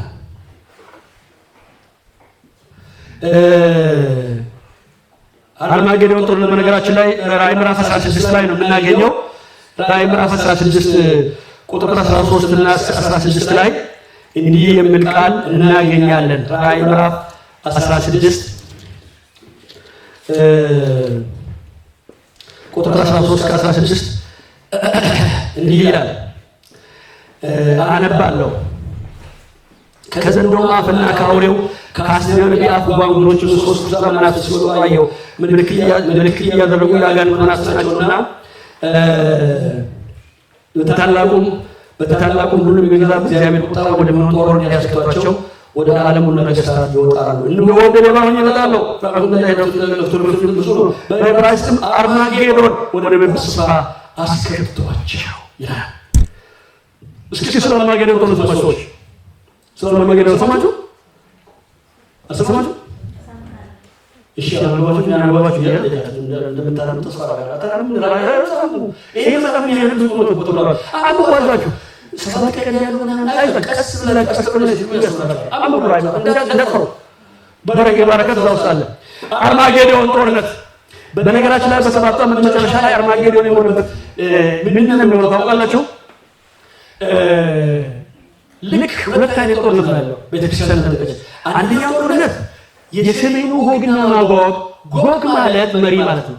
ማጎግ ማለት ተከታይ ማለት ነው። የሰሜኑ ጎግና ማጎግ ምናልባት ሰሜን ራሻ ሊሆን ይችላል እና በራሻ መሪነት በሰሜኑ ጎግ መሪነት ሰሜን ዛት ነው ማለት ነው መሪነት እስራኤል ላይ የሚዘምት ኃይል አለ። ሕዝቅኤል ምዕራፍ 37 እንደምንነግረው ይሄ ሰሜኑ ጎግ በእስራኤል ላይ ሲዘምት በነገራችን ላይ እግዚአብሔር ጣልቃ ገብቶ ለእስራኤል ይዋጋላታል። ስለዚህ በቃ እስራኤል ነው ለ3 ዓመት ተኩል ወይም ለ42 ወራት ይዘው የመጡትን የጦር መሳሪያቸው ሙሉ ለማገዶት ተቀማለች ብሎ ይናገራል። እግዚአብሔር ጣልቃ ገብቶ የአብርሃም አምላክ ይዋጋላቸዋል። በሰባቱ ዓመት መጨረሻ ላይ ግን እስራኤል አንቲክራይስት ዩናይትድ ኔሽን መሪ ዓለምን የሚገዛውን ሰውዬ አልቀበልም ስላለች ዓለም በሙሉ ዙሪያ ሁሉ ያለውን ዓለም ያስቀምጣል። አሁን በቻይና ስንት ሚሊዮን እግረኛ ተዘጋጅተዋል። የሰሜን ኮሪያ ወታደሮች አደገኞች ናቸው። በጣም ተዘጋጅተዋል። ኢትዮጵያም ቢሆን በመሳሪያ ተዘጋጀች ናቸው። ሱዳን ማንንም ትንሽ ሀገራት ምንም ዓለም ዙሪያ ሁሉ ይዘጋጃል። ይሄ በሙሉ ጦር መሳሪያ በሙሉ ዓለምን ይሄዳሉ። ወደ ሚድል ኢስት ወታደሮችን ይልካሉ። ሁሉም አለ ወታደር ነው የሚሄደው፣ ተዋጊ ነው የሚሄደው። ስለዚህ በዘካርያስ ምዕራፍ 12:3 ወሰዱ። ከዛ ኢየሩሳሌምን ይከቧታል። ያኔ ተዋጋ አሁን እስራኤል በእጇ ያለችው ይጨርሳለች። በነገራችን ላይ የዓለም ሕዝብ በሙሉ አንድ ቀን እንደሚገባ ተባለች። ሰው ተዘጋጅቷል። አሁን ለ3 ዓመት ተኩል ትዋጋለች። ከ3 ዓመት በኋላ እስራኤል ትጨርሳለች። ከዛ ልክ ይሄ ሂትለር እና ናዚ አይሁዶችንና ተብሎ ከምድረ ገጽ ላይ ተነሱ። ለአንዴና ለመጨረሻ ጊዜ የአብርሃምን ልጆች ከምድረ ገጽ ላይ ማጥፋት አለብን ብሎ ልክ ኢየሩሳሌም ትሸሸጋለች ጀምሮ አይዶን ነው የትን እስራኤል እንደምትከመል ተሸሸጋላሉ። ግን በመጽሐፍ ቅዱስ ትምህርት ቤት አንዳንድ መጽሐፍ አዲስ ማን ነው ብሎ ኪዳን ተማሪዎች እንደሚነግሩ ከሆነ አንድ ቦታ በሊባኖስና በእስራኤል ሰሜን ኖርዝ እስራኤል ጎላን ተራራ አካባቢ በአርማጌዶን የሚባል ቦታ አለ። እዛ የሆነ ቦታ ማንም ሰው ያልነካ ቦታ እንዳለ ይነገራል። ለምን እንደሆነ የትኛውም ነገሥታት ያንን ቦታ አልነኩትም። ምናልባት እስራኤል እንድትሸሽ በዛ ቦታ ሪዘርቭ ተደርጎላት ይሆን ይላሉ ሰዎች። እሺ ተውሱ ትንሽ ይከብዳቸዋል። ለማንኛውም እስራኤል ለአንዴና ለመጨረሻ ጊዜ የአብርሃምን ዘር በሙሉ ጨርሳለሁ ብሎ በኦሽዊትዝ እንደጨረሰው ማለት ነው ናዚ እጨርሳለሁ ብሎ አንዴ አሸነፍኩ ጠላቶቼን ከዓለም የተቃወመኝ ማንም አውሮፓን አልተቃወመም፣ አፍሪካን አልተቃወመም፣ አሜሪካን ኤሽያን አልተቃወመም። ይህን ሰውዬ አንቲክራይስትን የተቃወመ እስራኤል ብቻ ነው። ስለዚህ እስራኤልን ከምድረ ገጽ ማጥፋት አለበት። ልክ ኢየሩሳሌምን ይከባታል። ዘካርያስ 7 ኢየሩሳሌምን ከቦ ለአንዴና ለመጨረሻ ሙጥጥ አድርጎ ሊጨርስ ሲነሳ ሰማይ ይከፈታል። ልክ ወዲያው ሰማይ ሲከፈት ጌታ ኢየሱስ ክርስቶስ ከሰማይ ይመጣል። ሃሌሉያ! ብድግ ብሎ ጌታ ከሰማይ ሲመጣ እሱ ነው ጦርነትን የሚዋጋው። የአርማጌዶን ጦርነት ማለት በጌታ በኢየሱስ ክርስቶስ ከሰማይ በሚገለጠው ጌታና በሰይጣን መካከል የሚደረግ ጦርነት ነው። ልክ ጌታ ከሰማይ ሲገለጥ ይዋጋላታል። ወዲያው ሰማይ ይከፈታል። እና ራእይ ክፈቱ አውጡ ሁላችሁም ዛብዘላችሁ ክርስቲያን ዛብዘል የተጀመረች እሺ አይሆነ ክፈቱ አለ አይሆነ ነገር አይሆነ አትንጠለጠሉ ተው እሱን ደግሞ ስለጋ ሌላ ነገር ደግሞ ለራቋን እንደሆነ ነገር ሳይታለ መጽሐፉን ያዙ ማለት ነው። መጽሐፍ ይዛችሁ ወደ ክርስቲያን እሺ። ለማንኛውም ራእይ 19 እስኪ እናንብበው። ራእይ ምዕራፍ 19 ላይ ቁጥር 11 ይላል። ቁጥር 19 ምዕራፍ 19 ሰማይም ተከፍቶ አየሁ፣ ወዲያው ኢየሩሳሌም ስትከፈት ሰማይ ይከፈታል። እነሆ አምባ ላይ ፈረስ የተቀመጠበት የታመነ እውነተኛ ይባላል፣ በጽድቅ ይፈርዳል ይዋጋል። ዓይኖቹ እንደ እሳት ነበልባል ናቸው፣ በራሱ ላይ ብዙ ወንዶች አሉ። ከእርሱ በቀር አንድ ስንኳ የማይቆጠር ስም አለው። ጌታችን የጌቶች ጌታ ስሙ ብሩክ ይሁን። ሌላ ስም አለው እግዚአብሔር ሰም የምናየው ከእሱ በስተቀር ማንም የማያውቀው። ሃሌሉያ አትሉም? ይህ ስም አለው በደም የተረጨ ልብስ ተጎናጽፏል ይላል። በጌታ ኢየሱስ ልብስ ላይ ከየት መጣ? ደም ተረጨበት። ምን ማለት ነው?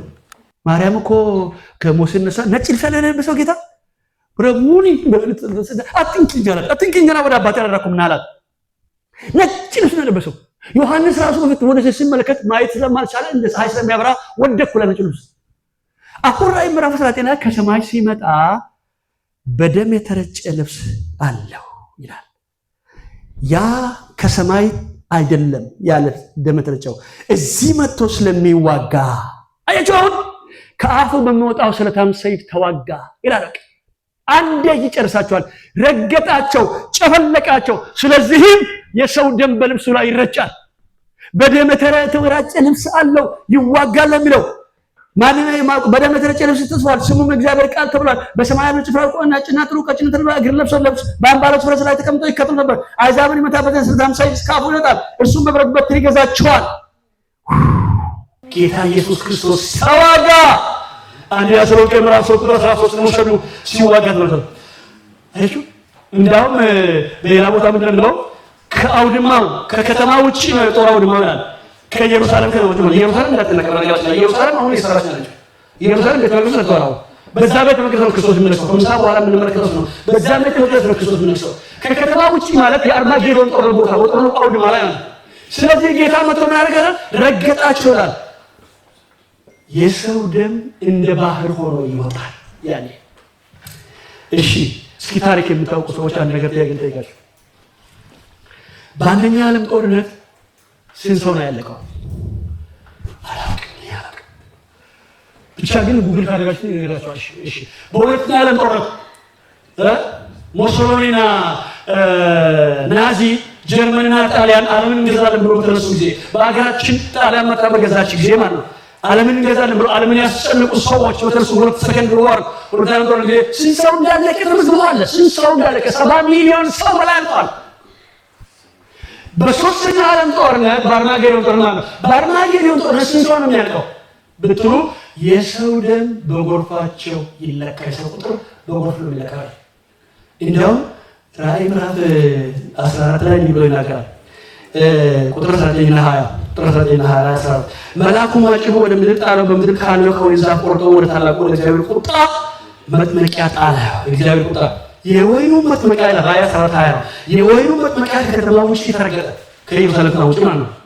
እስከ ፈረሶች ልጓም የሚደርስ እስከ ፈረስ የምታውቁ ፈረስማው ልውሰልካል። አሁን የፈረስ ልጓም ማለት ነው።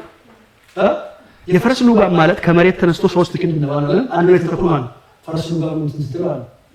የሰው ደም ከመሬት ተነስቶ እስከ ፈረስ ልጓም ነው የሚደርሰው። እዚህ ነው የሚደርሰው ማለት ነው። በቃ ባህር ነው ማለት ነው። በቃ ባህር ውስጥ ነው የሚሄደው። ባህር የሰው ደም ነው እኮ የፈሰሰው ደም። ርዝመቱስ 600 ርዝመቱ እንደስ ርቀቱ 1600 ምዕራፍ ሆኖ ከመጥመቂያ ወጣ። 1600 ምዕራፍ ኦልሞስት ወደ ኪሎ ሜትር ሲለወጥ ወደ 320 ኪሎ ሜትር ማለት ነው። እሺ ከሬግስበርግ ተነሱና 320 ነው። እኔ ያላውቅም ቦታ ነው በኤክስበርግ እየተከማ እናንተ ታውቃላችሁ። ጀርመን ያለ እሺ ከአዲስ አበባ ተነስቶ 10 መሪ ነው ወይም ከአዲስ አበባ ተነስቶ ወላይታ ነው። እንዳው ወላይታ 300 ነው የሚሆነው። ከአዲስ አበባ ተነስቶ ወይም ጂማ በሉ ኦሬንጅ ባህር ዳር እስከዚህ ነው። ከዚህ ተነስቶ የኑሩ ባህር አባይ ሐይቅ ማለት ምን ባህርም አለ እንዲህ እንደ ባህር ሆኖ የሰው ደም ፈሰሰ። አይሹ በዚህ ጊዜ ነበር እንግዲህ ጌታ ተዋጋ። በዚህ ጊዜ ክርስቶስ ጠላቱን ይበቀላል ማለት ነው። ለአንዴና ለመጨረሻ ጊዜ ተበቀለው ማለት ነው። አያችሁ ራእይ ምዕራፍ 19 ቁጥር 5 ላይ አሕዛብን የሚመታበት ስለታም ሰይፍ ከአፉ ይወጣል። እርሱ በብረት በትር ይገዛቸዋል። እርሱ ሁሉንም የሚገዛ እግዚአብሔርን የብርቱ ቁጣ ወይም መጥመቂያውን ይረግጣል ይላል። ከአፉ መውጣት እስትንፋስ ጨረሰ። ወደ 320 ኪሎ ሜትር የሚሸፍን የሰው ደም ማለት ነው። ከዛስ ሁለተኛ የሚሆነው ከዛ ጌታ ኢየሱስ ክርስቶስ በደብረ ዘይት ተራራ ላይ እግሮቹ ያረፋሉ። ከደብረ ተራራ ለተሰው ሐዋርያት ሥራ ምዕራፍ 1 ቁጥር 1 ነው። ሐዋርያት ሥራ ምዕራፍ 1 ቁጥር 1 ላይ ከደብረ ዘይት ተራራ ላይ 11ዱን ሸኛቸው፣ እጁን ጭኖ ባረካቸው። ተመለሱና ጠብቁን፣ መንፈስ ቅዱስ ትሞላላችሁ፣ አይዟችሁ ካለ በኋላ ጌታ ከደብረ ዘይት ተራራ ላይ ተነሳው። ልክ እንዲህ ወደ ሰማይ ሲወጣ እንዳያችሁ ተመልሶ እንዲሁ ይመጣል አላቸው። ጌታ ተመልሶ በደብረ ዘይት ተራራ ላይ ያርፋል። እግሮች ማለት አሁን ይሄ ከአፉ ሰዳም ሰይፍ ወጥቶ ጦርነቱ የጨረሰው በሰከንድ አይችልም። ከአፉ መጥቶ ሰይፍ ነው። ለነገሩ አጅሬው እሱ ለመውጋት ፍላሹን ወደዛ ላይ ያዞር ይችላል፣ ይሞክራል። ሴጣን አሁን የሰራውን ጦር መሳሪያ ማለት ነው። ያለምንም ጦር መሳሪያ ከአፉ መጥቶ ሰዳም ሰይፍ ጨረሳቸዋል። በቃ ከዛስ ደማቸውን ኑና ብሉ እግዚአብሔር አልዋፍ አሞራዎች በሙሉ ምድራዊ ውሾች የዛቤል ጋለሞታን የዛቤል ደም በናቡቴ ሻው ውሾች እንደላሱ ደሟን ሲምባለጌ ሴት ኑና ደም እናንተ ውሾች እና አልዋፍ ሁሉ ይባላሉ። የሰው ደም ራት ዘጋጅቶላችኋል እናንተ ይባላል። ስለዚህ ጌታ በደብረ ዘይት ተራራ ላይ እግሮች ይቆማሉ። ተራራው ሁለት ቦታ ይሰነጠቃል። ልክ ደብረ ዘይት ሁለት ቦታ ይሰነጠቅና ትልቅ ሸለቆ ይሆናል። ትልቅ ሸለቆ ይሆናል ተራራው። ይሄን የት ነው የምነግረን? ዘካርያስ 4 ነው የምነግረን። ዘካርያስ 4 ከ1 እስከ 8 ነው።